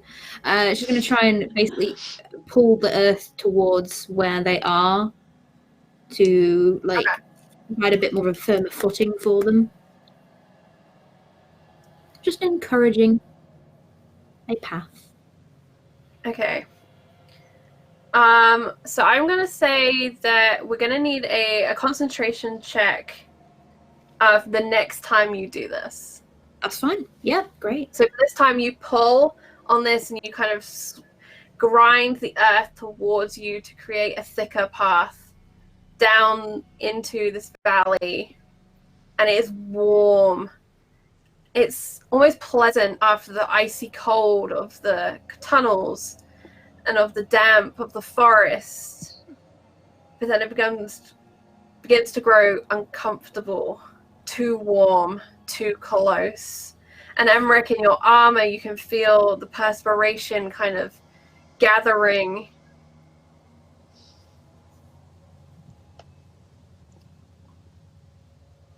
I think he will continue on and trust what is happening as they're going.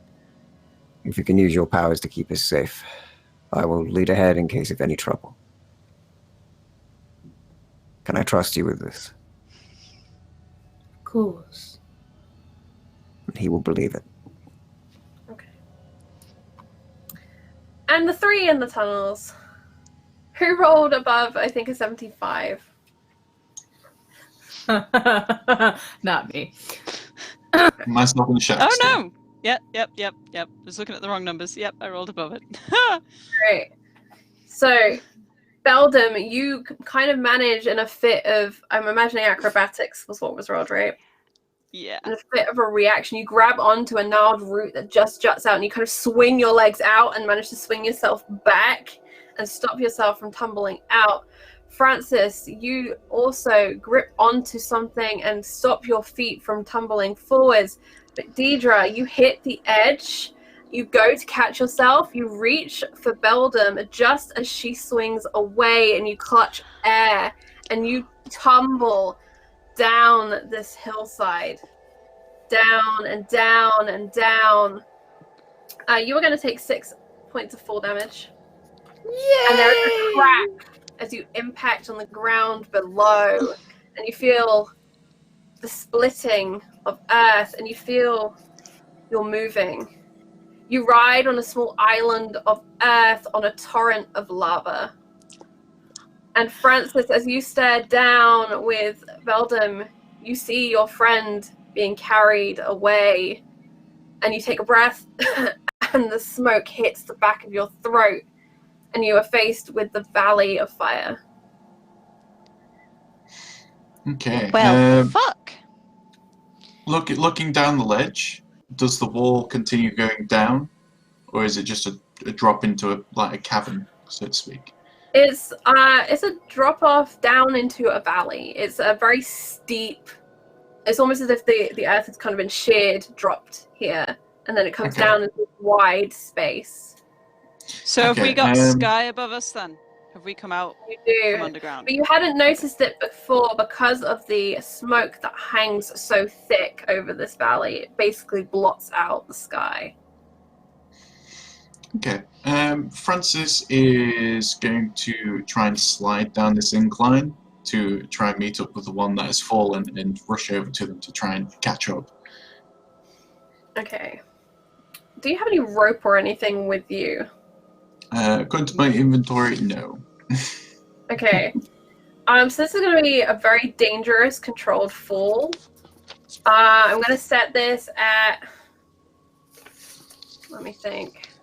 I'm going to call this a very hard to prevent injury as you slide down the side. Because it is so sheer and it is not just like 5 feet. It's more significant difference than that.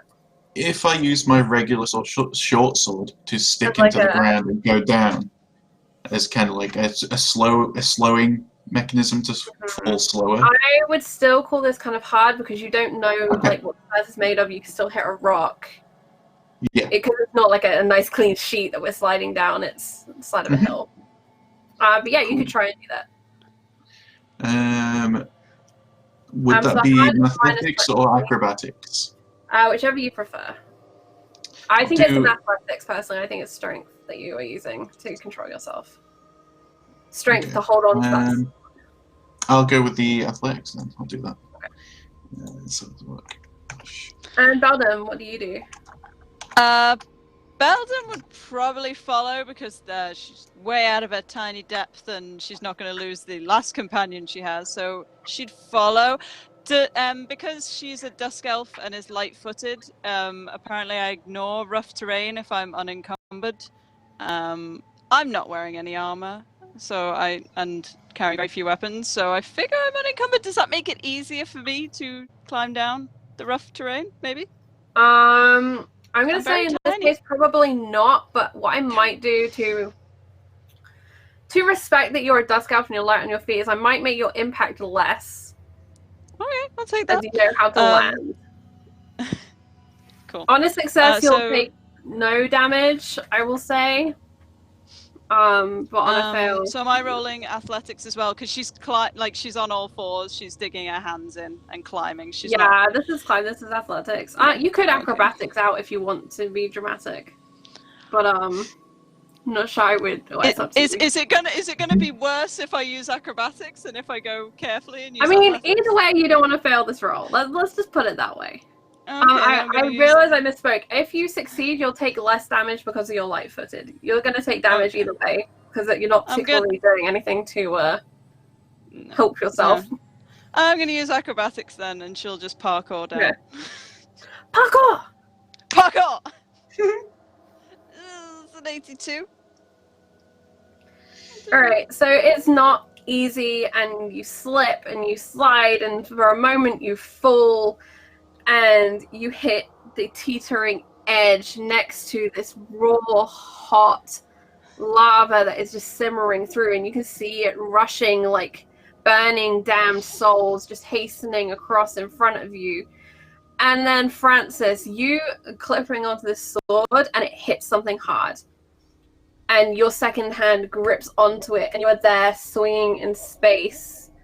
You have a choice to make. You can hold on for as long as you can hold on, or you can let go. Not one to be left behind. Francis is going to have to let go.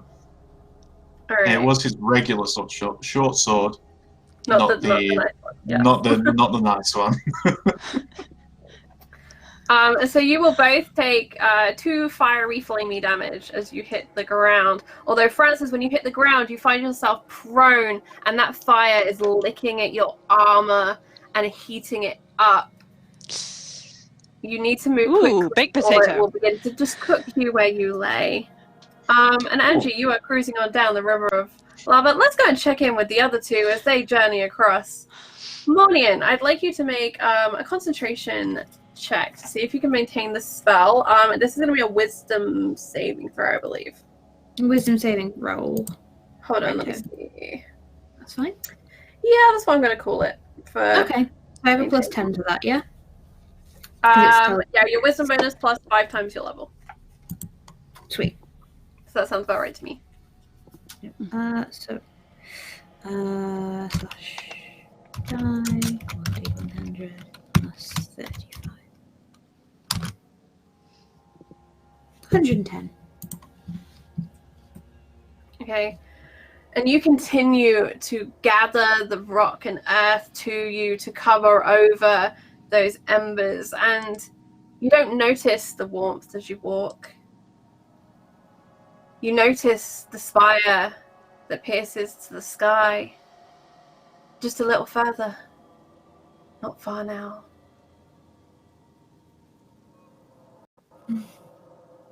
We're so close. We are. Keep your wits about you. If we let ourselves slip now, that won't be good. I'll stay in front to protect you from anything coming from this direction. If you can keep us up here. I can. He nods, looking kind of over his shoulder slightly, and continues to take the slow pace towards, supported by Monian's spell. You All right. see, you see her smiling at you as you look over your shoulder. He sees that as normal and continues on, but will look at the tower, and despite himself, his mind will begin to run, and his heart will slightly hurt at the thought that he has to face his friend again. And you In think the catacomb. when you'd grasped the sword, how you'd stood atop this spire, you'd felt the rush of the wind beneath you at its edge, you'd faced the Darkmaster, and then you remember how the last time you'd faced him hadn't been atop the spire, somewhere else, somewhere before he was the Darkmaster. Yes. And you hear his laugh. That unkind laugh. Mocking, arrogant laugh. And you realize it's not just in your own head, in your own recollection. It is bouncing off the rock around you. When he hears Like it, I you- think. Roll. Unless you'd Perception. like to ignore it. I think It's up to you. If he chooses to ignore it, it's fine. I think he will ignore it. I think he's heard this enough, and I think that he has always found the laugh distasteful. He did many bad things, but not with a laugh, not with a smile. And I think he will try and just keep that away from him and just keep walking. And the path before you materializes earth pushed by Mornian to the point where she's creating this kind of narrow ledge, a narrow strip, a bridge of earth. And you seem to be going higher. She's building it higher in front of you.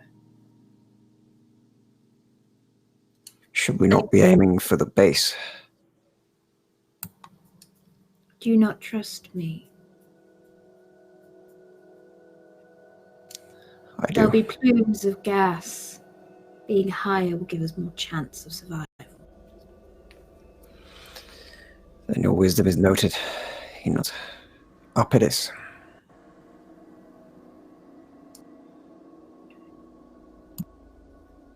Deirdre. You drift along on your small island of Earth next to this scorching, rushing... You've never seen lava like this before. You've heard about it. It's kind of like sap, right? It kind of sticks. But this burns. This burns, and you're not even touching it. And it's a river, and you are riding down it on this Earth mode. You can see your friends tumbling down from the hole that you had just fallen out of yourself. But you are already 50 feet away from them and moving quickly. What do you do? Cry. Crying You think I'm kidding? That's legit all she does because she's like, I have no idea what to do. Okay. And she cries. Beldam, Francis, you found your way down. You watch as Deirdre is carried further and faster away from you. What do you do? Francis is going to get up now that he has a matching glowing armor to go with his glowing sword. And he's going to book it to try and catch up, trying to have a safe path along the lava top that they're running across. Okay. Beldam is gonna try and hop from earth to earth to earth to try and get to Deirdre, because that's what we're doing, apparently. Alright, so both of you, this is going to be hard acrobatics or athletics. That's minus 20 to whatever you roll. Oh boy. As you race to catch up with your friend, carried away by the lava flow. How close is the edge of this lava flow to the island that Deirdre's like careening down? Yeah, I'll take it. This is a wide flow. There are other islands, kind of, or parts of the earth that have hardened that are riding along like chunks of ice in a water flow. The Darkmaster's tower is on one far side of this space, and then there's a sheer wall on the other side. And you've been carried kind of into the middle of the flow. Yep. She's just gonna stay where she's at. I'd like to stay here and cry. Thank you. I'm just gonna stay here and marshmallows. I can toast them. I like the sound of the tss when my tears hit the stone. Oh my god. Reminds me of the hot springs. Oh no. There's no place like home. There's no place like home. Alright, so... Alright, I see two good rolls. You run, you leap, you hop from island to island, and as they kind of want to capsize, you are onto the next one. Beldam, you try and rely on the firmer sheer bank, gripping onto things that jut out, occasionally having to face the fire, having to leap across. And the two of you do what you can to follow your friend down this flow. But I need to ask you, do you cross onto the flow? Do you remain on the edge, or are you going to push into the middle of this flow?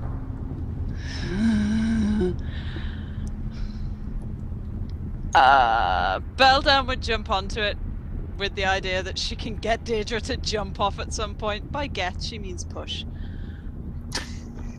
It would be a lot easier to get her off from over there because, people don't always do what they're told. So she would get onto the flow. Looking further down, does the path that we're currently on and the flow keep going next to each other? Or does it... Perception test for me, an awareness test.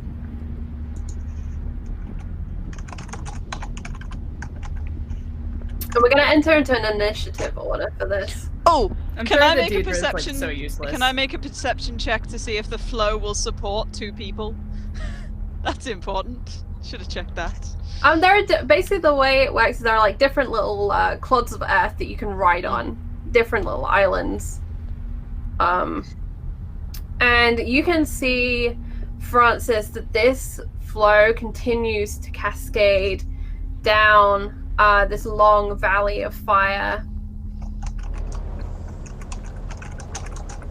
And you can't see from where you are the end of it. There's this thick smoke and smog that kind of blurs things with heat haze.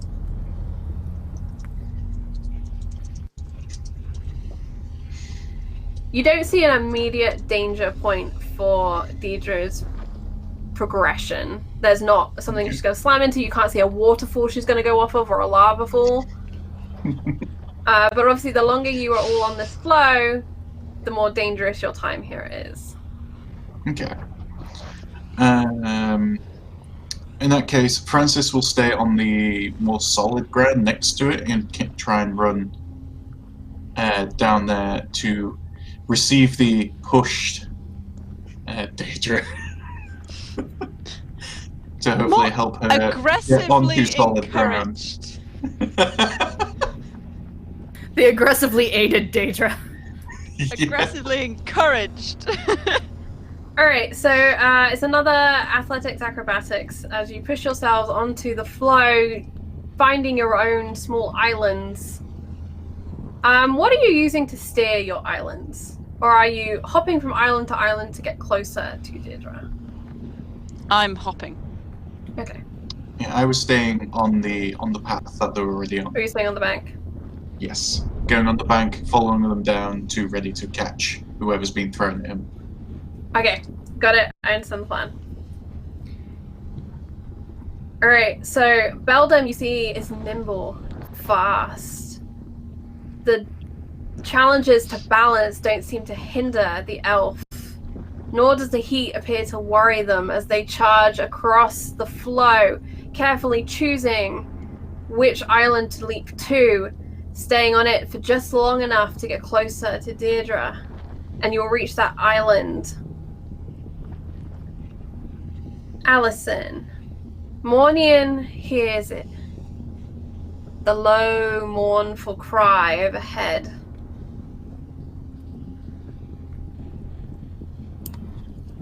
And you realize that Mornian hears it.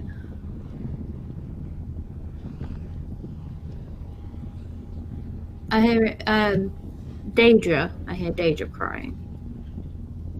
No, this is the sound of a beast that flies overhead.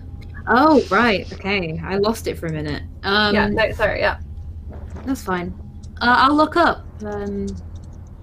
Do I see the creature?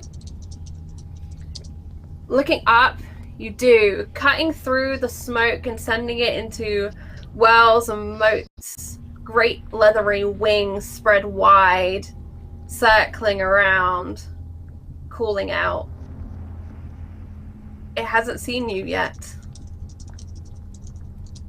And that's what the voice in the back of your head tells you. Warns you. I begin shifting the earth a little bit so it makes more like a tunnel. So it's only maybe only an inch thick, but basically around us so that we blend into the surroundings. Or I keep like a static like sheet of thin earth above us. Okay. So that from the sky. Yeah, you're kind of like creating like a force. Yeah, shell. Kind of. Pretty much. Yeah. So that like it's like a big earthy umbrella so that if you're looking down it'll be really hard to spot. Okay, so this is gonna be another wisdom saving roll. That's fine. Okay. So that is another. And Emmerich, you too will hear the cry and notice Mornian stop.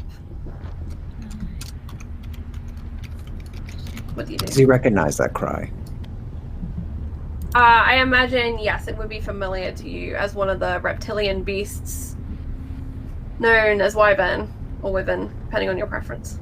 Well, we may be able to commandeer one at least, but not in the way I'd have wished. I think it's best we stay out of sight. Just a little while longer. In our tunnel raising to the skies? Yes. I will trust you, but I'm keeping my axe handy. He says and does kind of unclip the axe and takes it off ready, just in case, because he knows what these things can do. Okay. On a 75, your spell will hold and you kind of shift it, but the thing about it is you can't hold the tunnel consistently. You only hold it kind of over where you are. It's a lot of concentration and a lot of power that you are calling on this earth. And I would like you to make a stealth check now. Okay. What is my stealth? I don't think it's very good.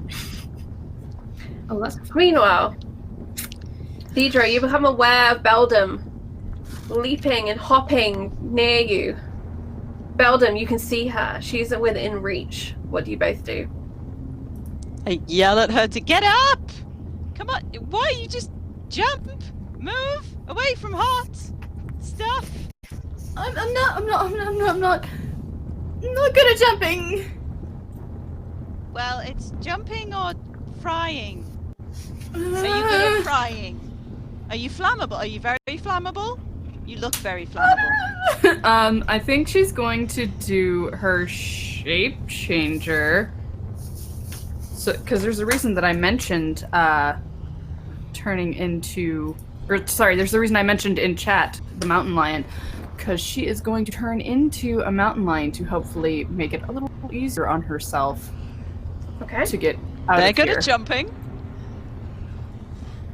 Let's see. So, this is the first time I'm looking at these stats. AT 40, so defense, TR, HP, Rogue stuff is 50, so I would assume that would go for the acrobatics. For now, we'll apply that because we only have half an hour left, so that's fine with me. Yeah. So she'll try basically to jump out and away from all of this, like trying to get back to shore. Okay. Can I assist in any way by yelling at her or something? I'll say that she can just make it at a flat roll. I won't add a hard penalty. Excellent. Sweet Lord. Why? Why do you hate me? Dear fantasy crowns. You transform into this mountain lion. Are you a male or a female mountain lion? Definitely female. I don't Okay. think she would change her gender. So, Beldam, you see a female mountain lion where previously there had been Deidre. And she adjusts herself and prepares to leap, and she does, and she lands next to you on an island, causing your island to bob, and you see the mountain lion's tail hit the lava and singe and hiss and burn, and you can smell that burr. Oh. What? No, jump! Like, not to me! Oh! And I need you to make an acrobatics as your island is bobbing away, unsettled by the movement of the cat. Okay.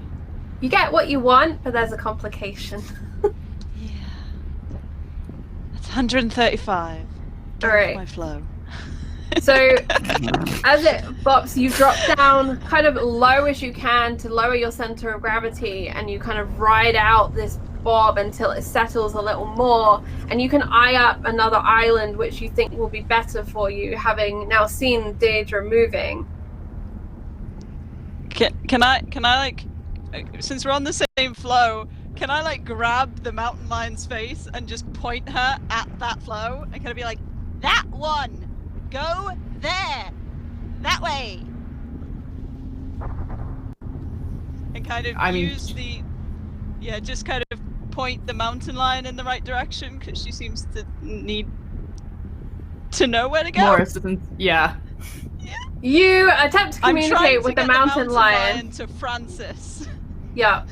And Deidre, as your head is kind of turned by this hand clutching tight at your chin, you see the man in armor on the side of the flow running along, trying to keep pace with you. Alright, well, she's still gonna try and make her way over, because hot don't like... Okay. My cat is being a butthole, by the So way. that is specs for all three of you, please. As you race along the lava bed. Alright. Emmerich, Monian, how are you doing? Not bad, not bad. I You're mean, doing great! my stealth check was rubbish, but everything else was fine. Alright. The beats of the wings draw closer, and again that cry, and you see it bank and turn and circle around towards you. Right. Do I remember how to mount these things? You know it's very difficult without a saddle. Okay. Alright, so he's going to see it coming towards them. see that that's kind of shit's gonna go down. And he looks at Mornigan and he simply goes, "We're going to have to jump. It's not going to be good." When it comes closer, do I see a figure on the back of it? You can see no rider. Okay, there is no rider. Do I recognize the specific creature as in personally? Mornian does not recognize this creature. Okay, alright. You want to get on its back? It's we jump and try, or we get crashed into and fall. How far away are we from the spire at this point? Perception tests, please. As you try and gather a lot of information very quickly with a creature swinging around and coming right at you. Perception. And I see successful rolls from the 3 on the lava flow as you meander and move. And it's a relief as just in time you see the island that you would have had to hop onto next is lifted and pulled, and you notice now this great earthwork that juts out into the lava flow, emerge from the mist just beyond. When I say mist, I mean toxic gases and smoke smog. That's fun. All right. Not harmful at all. No. Sorry. Hollow, Okay. what was Emmerich looking for? Or what would you He's like kind of to... scanning around with you, saying to look at how close we were. He's just cursory kind of looking surroundings, seeing how close we are, seeing how far we'd have to fly. You are possibly a third of the way across the valley at this point. Yeah, we're not far. Okay, so yeah, he will be like, "We're going to have to."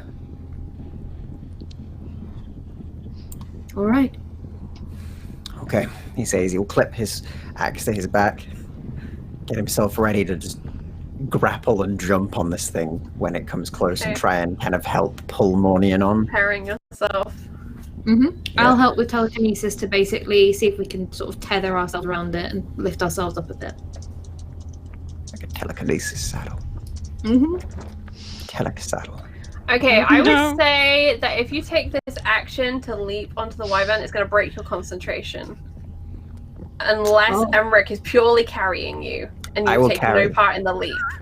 Which is going to make his life a lot harder, as he's going to have arms full and just his legs to attempt to grab the wyvern with. Emmerich's life is always hard. We will so fail. We will so Nope. fail this. So he's gonna Eyes of steel. Are you going to Nope. insist? throw over and just jump, aiming to mount the weapon. And I am going to sink all of my remaining EPs into it, so 4 of them, because there's a +4 here as well on top of that. Okay, Oh my god. So what can I? Is this athletics? it's athletics. All right. And I would say this is, with Mornian, thrust as she is, this is going to be hard, so that's a -20. Okay, so I'm that's being generous. That's a -20. okay. It's okay. Your generosity is appreciated. We are about to slash die. 1d1. I hope Emmerich's got some strong legs. Okay. Christ. But I think this is super cool, and that's why I'm being generous. It would be super Did he cool. skip leg day? Reload our save. Never skips like that. No. Do your roll Under all first. that Okay, army. here we go. Here we go.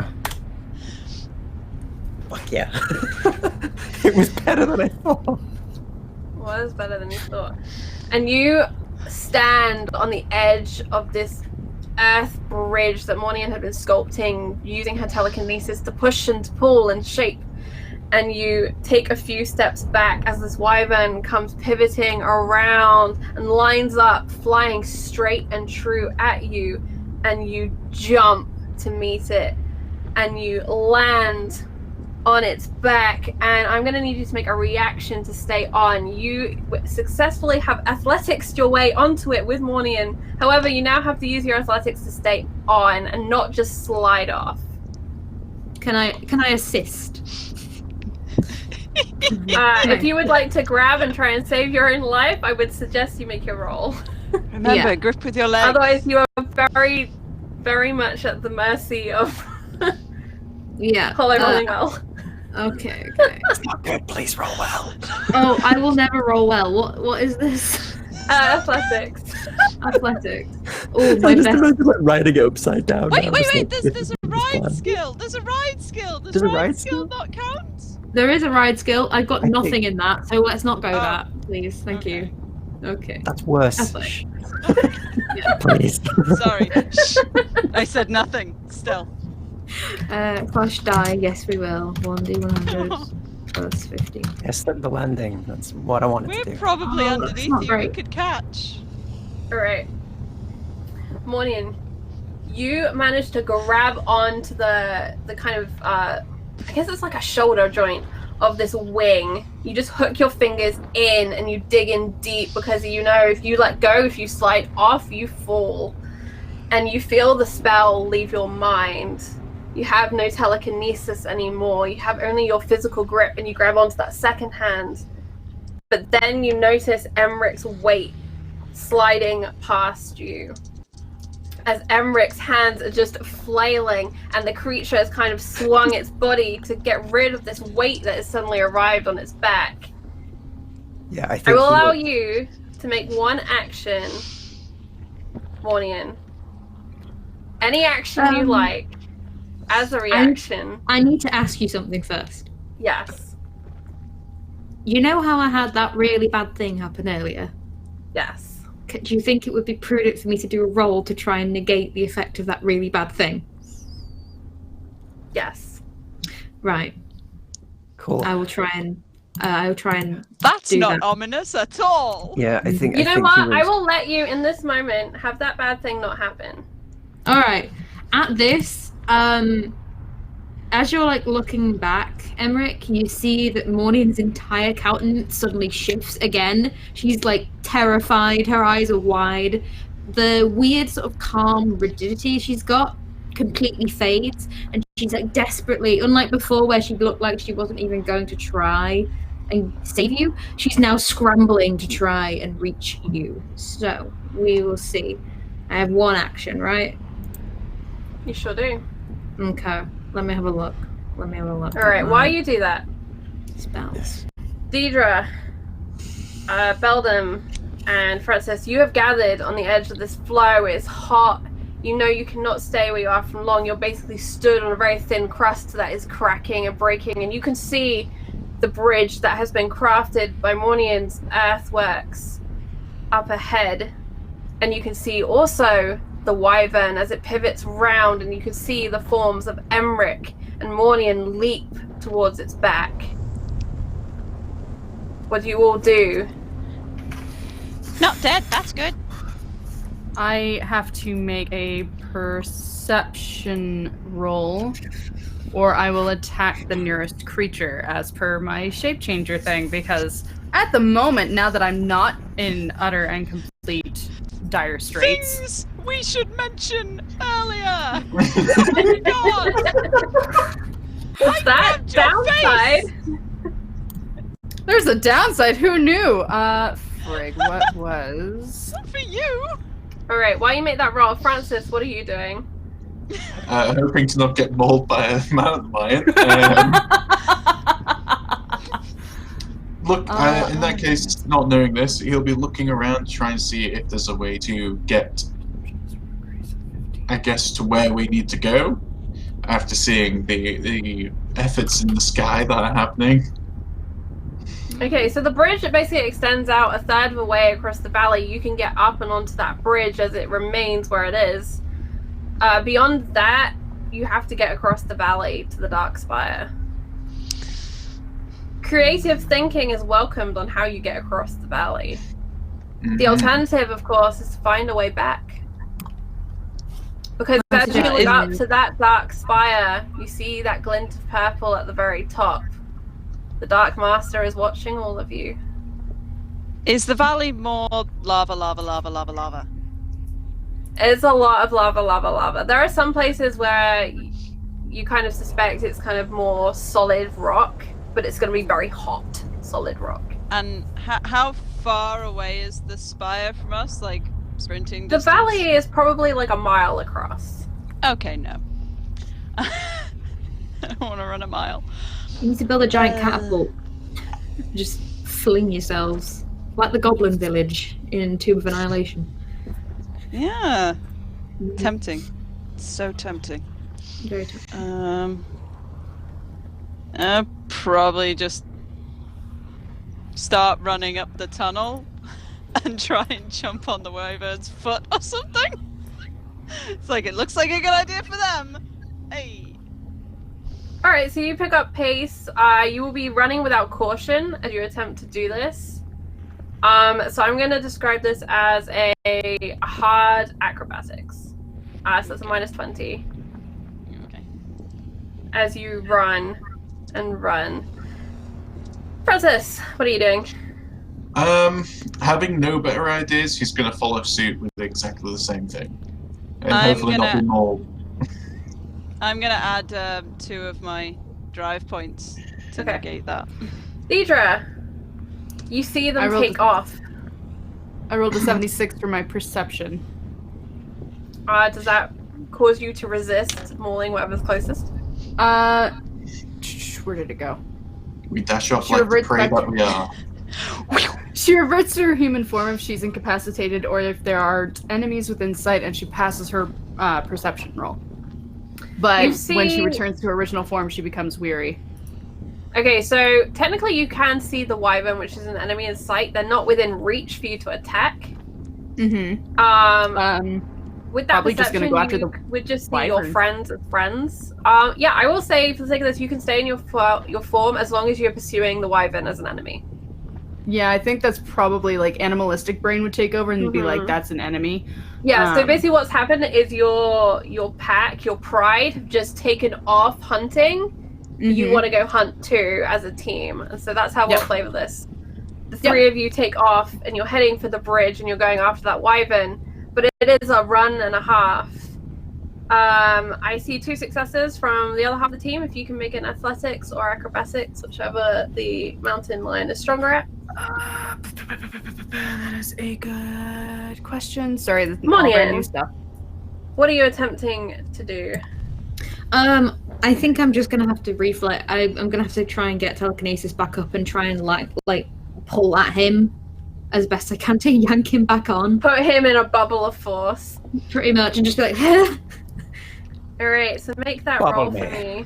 yes, I Jean will Grey, be that doing shit. I'll be burning the rest of my drive points for this. So we have what? We had 5. So I've spent 2. So I've got 3 left. So I'll be doing this with a plus. And you have an 8. additional plus 10 from me for your focus on telekinesis. Although actually that doesn't count anymore because you negated the thing that was kind of giving it to you. Okay, yeah, that's fine. I mean, I've still got a plus 70 to this, so hopefully it should work. Yep. Roll by plus 70.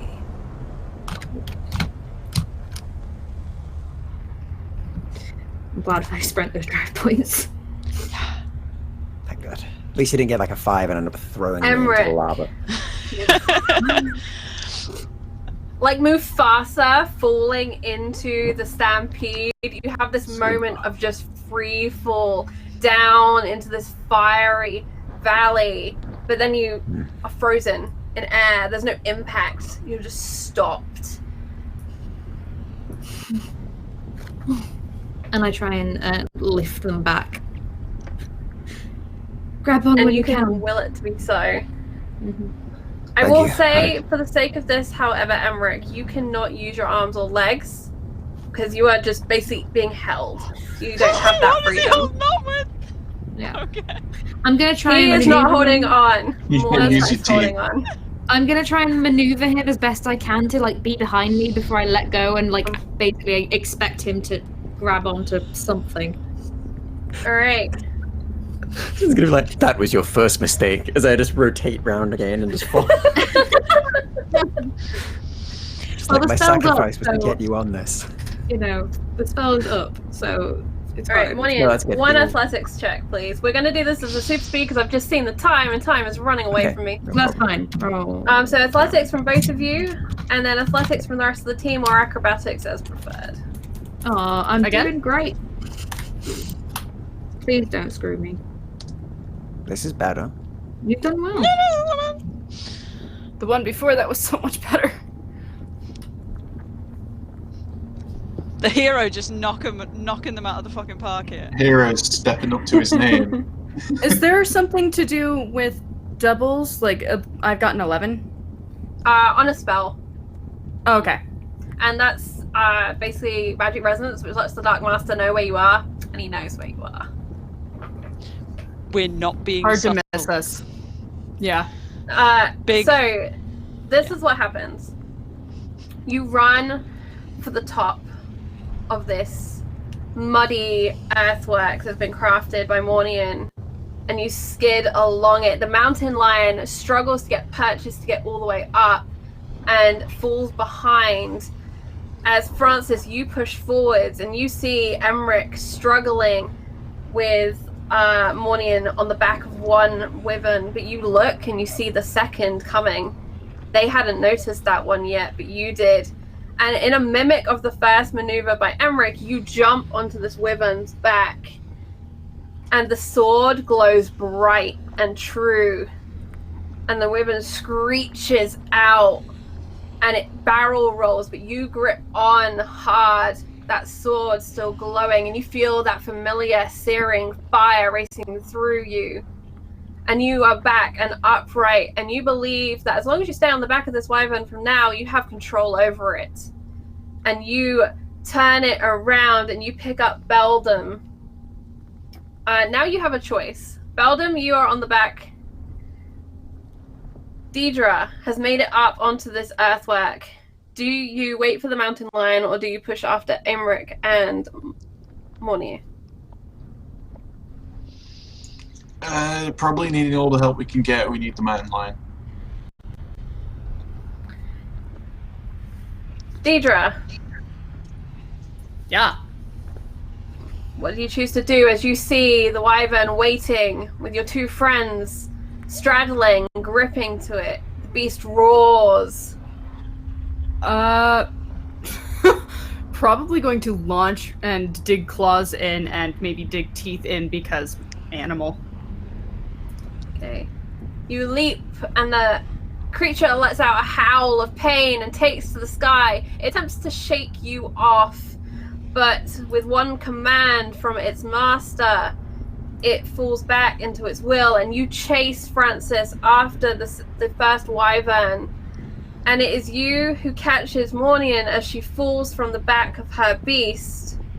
Emmerich, however, you cling on to the first wyvern, and the second beast is now encumbered. It struggles to fly with four of you now on its back, and in an aerial attempt, unseen in the realms of the dark and the light, you manage to trade off, dumping Emmerich halfway up the spire and getting Mornian to follow.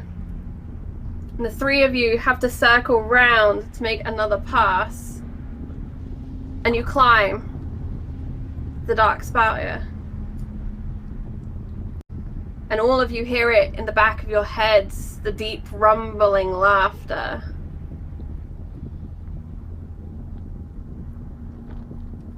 And at the top of the spire is the throne of the Darkmaster, empty. And the wind howls around. And a confident footstep strides across the top of this tower. And there is the flutter of a cape tossed aside. White robe, dirtied by soot and mud and dirt and blood. And Mornian sits atop the spire. And she looks at you all curiously.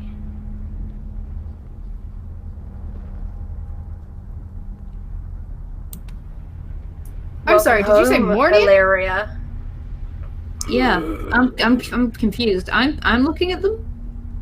Correct. Oh, You have walked across the spire and taken a seat upon the throne, and the Dark Master welcomes you home. Oh, it's so good to be back. I have a longbow out and an arrow pointed at her. Yeah, am I at the top as well, or am I still midway? You climb up and you've hit the top just as she sits down and kind of rearranges her robe in a very regal way. What's the meaning of this? You really shouldn't have let me have my necklace back. No matter, he says, and kind of looks to the others.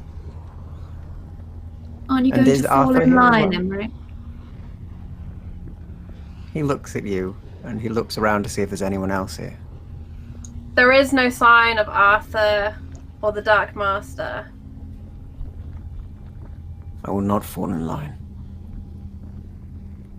You And you are not really one of Mornian. the best. No, I'm not. Are But you you Arthur? recognize me. And he looks conflicted at that, but will still, with a heavy heart, unclip the axe and look at the Okay. hero and the rest. Are we still on the wyvern? The wyverns have now flown off. You've been kind of dropped off. Okay, we've been dropped You off. can probably call your wyvern back to you, but you've circled around. Okay. It's fine. If we were still out, he was just going to dive off and try and give it the old stab with the sword, but it's fine. Yeah, Beldam is absolutely aiming an arrow at her, but looking really confused. Yeah, Okay. I think. Now, Emmerich and Francis, you recall a tavern. You know, it's the cheapest of taverns in a dark part of the back end of nowhere. And a woman had come to you in a white robe. She'd whispered promises of defeating the Darkmaster. She knew where to find a weapon. We just had to find Riazra. We just had to go to the jungles and then across the Valley of Fire. And then there's something else. And hold on, I need you to make a wisdom saving throw, please, for Emmerich. Yeah, I certainly can. I have a mighty 5. It's a high stat in this game, as you know. I do. And on a 22, I'm sure you can see my success is imminent. You feel blood drip from the end of your nose. And you feel a pain in the back of your head. And Illyria laughs. And as you look at her, you see her true face. Arthur's beloved wife. You. She was meant to be dead. Me? You're dead. No. You really think I'm dead? You left me there. I found a way. Your precious Mornian. What do you intend to do? Release her. Deidre is growling. I intend to spend my time with my husband. And I will enjoy seeing him rip you all to pieces.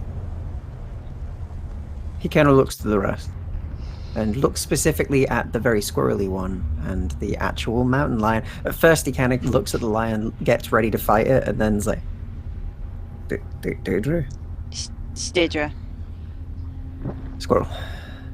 It isn't her in there. Get the necklace off of her. Can you do it?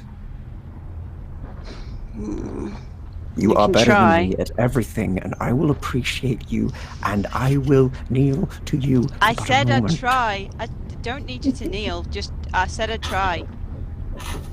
I got Thank it. you. One more chance, Emmerich. Step down. You were one of his favorites. And I will be when I take his head. Now, if the coward will show himself, me and the hero here would like to have a go. Unless he's too yellow to show, if he's too cowardly to show his face. He was always a chicken back in the day. And Emmerich, your wisdom hadn't broken through Illyria's spell. She'd chosen to show her face to you. Your wisdom failure means that you are full of fear. Oh yeah, Fear the Darkmaster is here. And that you are not strong enough. You don't have the weapon that you need. No. Right. So, one last action from everyone atop the spire that pierces the heavens. I'd like to begin with Francis, then we'll go to Deirdre, then to Beldam, and then finally to Emmerich and Mornian. Or Illyria, to use her current name at the present. All right. Francis. Emmerich and Illyria are talking. Mm-hmm. The Darkmaster has been called out. Yeah. And the current plan is to get that necklace off of our friend over there. So, he is going to try his little spell song again to try and calm the person sat on the throne enough for people to go over and take the necklace from her. Okay, so I believe that is a spell roll, and then Illyria will make a wisdom saving roll. And for the sake of this, we'll just use Mornian's stats.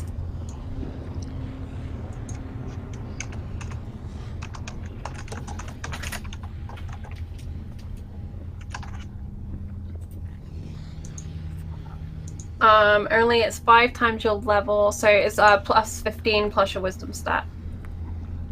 Allison. Yeah, that's fine.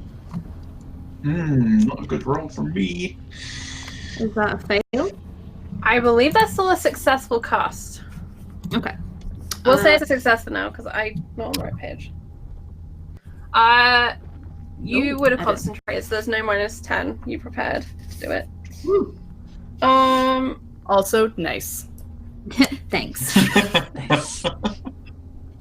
Lucky number. We're all so mature here. Mm-hmm. Oh yeah, So it's been a mature. night of completely mature thinking from all of us. Very mature. The most. I don't know what you're Alright. talking about. So you see a flicker in her eyes as Francis begins to sing his song. What is the song about? What kind of a song are you singing? I'm not going to ask you to actually sing, just frame it for me. I guess a hard-pressed friendship between a group of people. So it's Queens, friends will be friends. Pretty much. Alright. Oh, I was hearing the Proclaimers. I was hearing we are the 3 best friends that anyone could have. Alright. And it strikes you, Illyria. No, Mornian. A part of you is battling. The part that is friends with Francis. And there's that flicker in your eyes. Alright, next to act, I believe, is Deirdre. Okay, what do you do? I think she'd honestly just pace around to try and flank this traitor to the pack. Very confused. So she's just kind of like trying to assess the situation by going around. Okay. Are you doing this kind of like a panther that's stalking? So it's kind of like there's a stealth aspect to it, like you don't want to draw attention. Right. Okay, so roll a stealth roll for me. Okay, all of their things are shit. Plus 50. Yeah. So 9 plus 50. Do I need to roll again because it was under 10, or is No, it under it's 5? 5. Yeah, under 5. Okay. Alright, so you move around, unsure of how stealthy you're being. Okay, and that brings us to Beldam.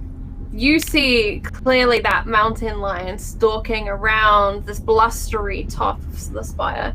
You hear Francis's song. What do you do? Beldam is going to do, for once, exactly what she was asked, and is going to try and, using the fact that, you know, singing man, lion, guy in armor, all very distracting things someone should be focusing on, to try and sneak right around, go up behind the throne, and just pilfer the necklace. Alright, so this will be a stealth roll. Yes, and I'm going to use all of the rest of my drive points. Okay. So, it's 30.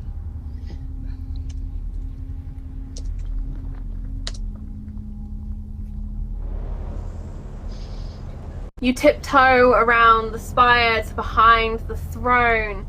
You sense the distraction of the song and also the cat. The head turns just enough that Mornian can see Deidre clearly.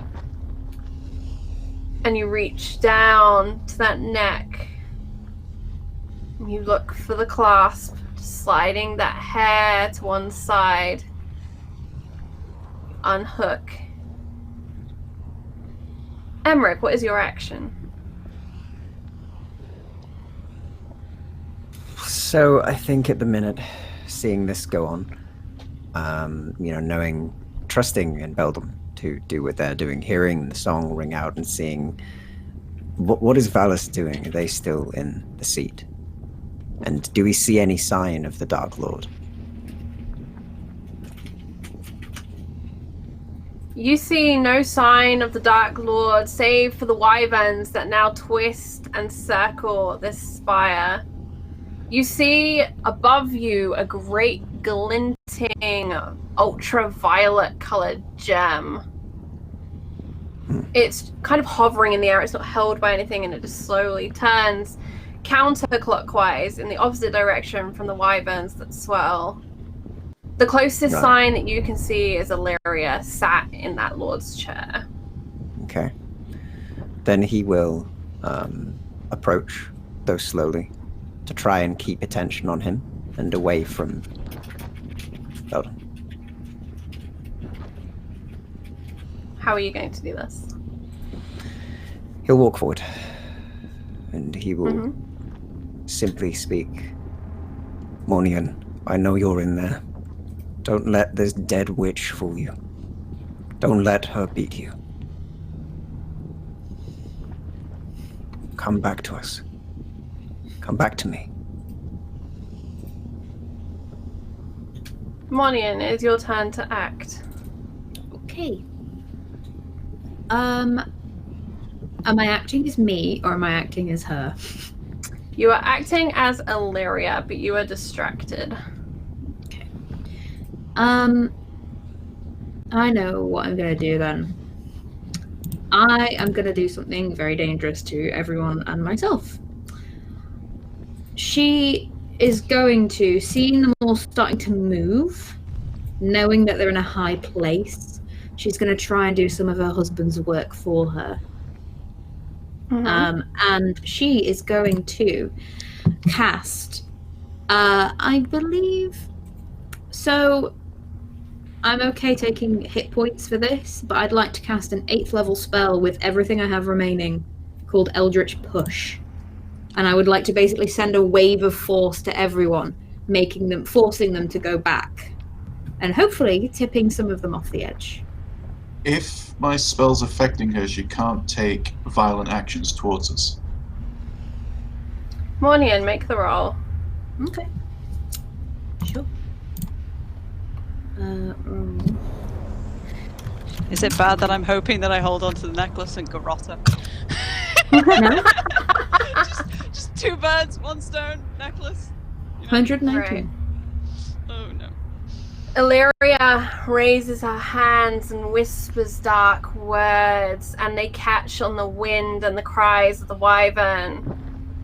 And above you, the ultraviolet of that gemstone pulses bright, and thunder cracks overhead. And a breeze pushes against the heroes. Illyria, you look at your hands, they have betrayed you. Should have worked.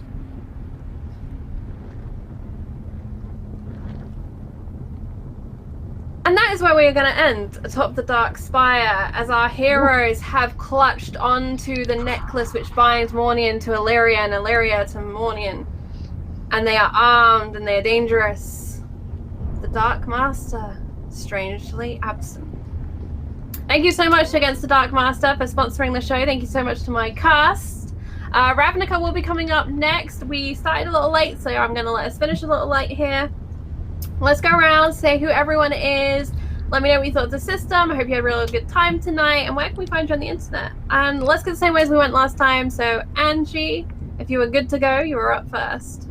Yeah, sorry, I just had to shoo my son out. He was being a butthole. So, hi, I'm Angie, aka Bantalerp. You can find me everywhere under that name, basically. I do art, and I do a lot of D&D stuff and shitposting.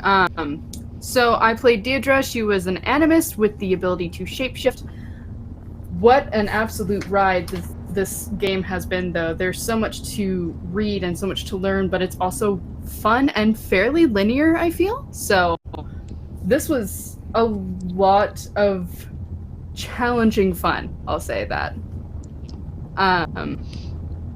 What else was there that I was supposed to mention? Sorry. Where can we find you on the internet? Oh, I already did that. Okay, then You that's can find me it. on That Twitter, is everything. Twitch. Yeah, Awesome. like everywhere. So Awesome. That's on it. it. I like it. I appreciate it. So that brings us around to the wonderful Humbledore, who was my kind of co-conspirator in tonight's game. Yes, the GM, I'd like to say for, discretion, the GM sent me a lovely message going, I want you to be the spirit of the Arthur's dead lover. And I was like,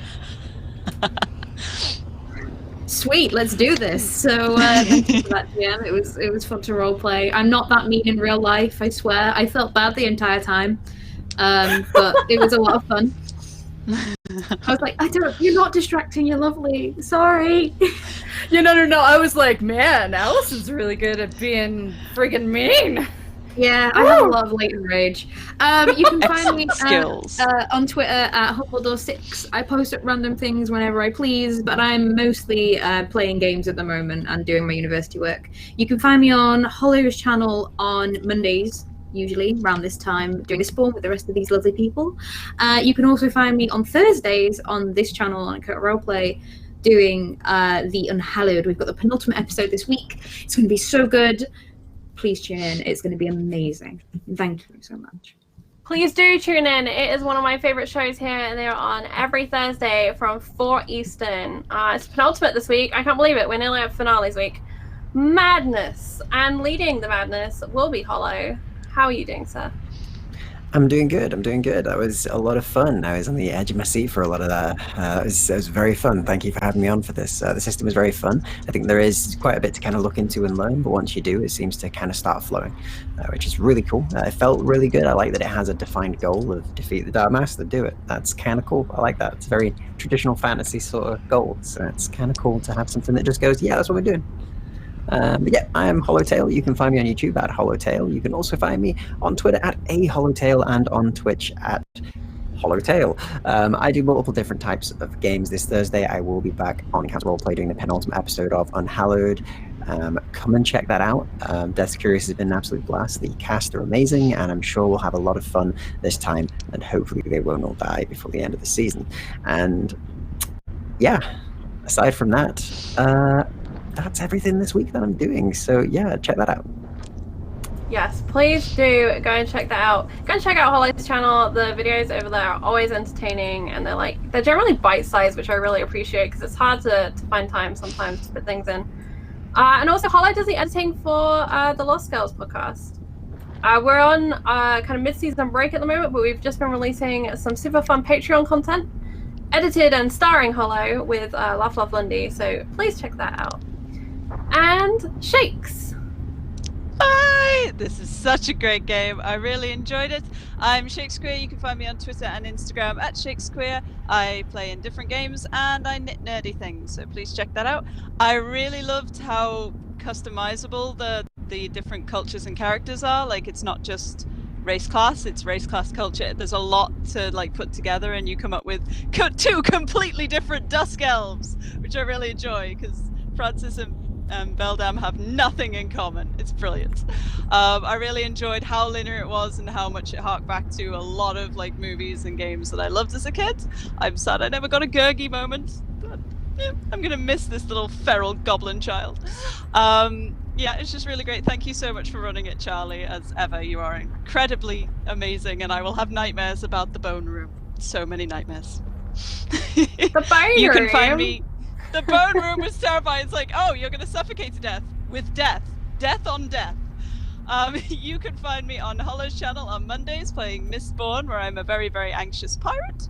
And you can find me on this channel on Thursdays playing a not-so-anxious mourner who just likes to cut things up and, eat things. It's going to be great. Penultimate. Oh. Praise be Lord Bok. And Lord Bar. Dan. Praise God. Yes, that'd be me. Yeah, I'm Dan. You can find me on Twitter at F91Vanguard and on Twitch on a Thursday where I stream games of varying varieties, mainly Dark Souls and the new Star Wars game that's been released, which has turned out to be pretty good. On Mondays, I'm with this lovely lot and our less than lovely pirate crew. For Hey, the where's the light? horrendous acts that we have done to individual people. I've done nothing. The communal orange. My dad's a squid. That's fun. Sorry, octopus? Jinx. Octopus. My dad's I'd an forgotten octopus. about that. I have an octo dad, and I'm very happy about it. It has been in my mind every moment of every day. Tap dancing. Yeah, that's not happened yet. Okay, he's not tap dancing anytime soon. But as for this system, it's been great. It's very simple and yet complex at the same time, with the customized options that you can do. But it's definitely something I'd look into running myself at one point, maybe. Awesome. Definitely do. Let me throw that Kickstarter in chat one more time. That's Against the Darkmaster Kickstarter. It's fully funded. They're into stretch goals, I believe. Please go and check it out. We've had a blast playing it tonight. Coming up next will be Ravnica Under Fire. So hang on to your seatbelts because it's a big roleplay episode for them. And we're going to keep the fantasy times rolling. Thank you all for joining us here on Encounter Roleplay.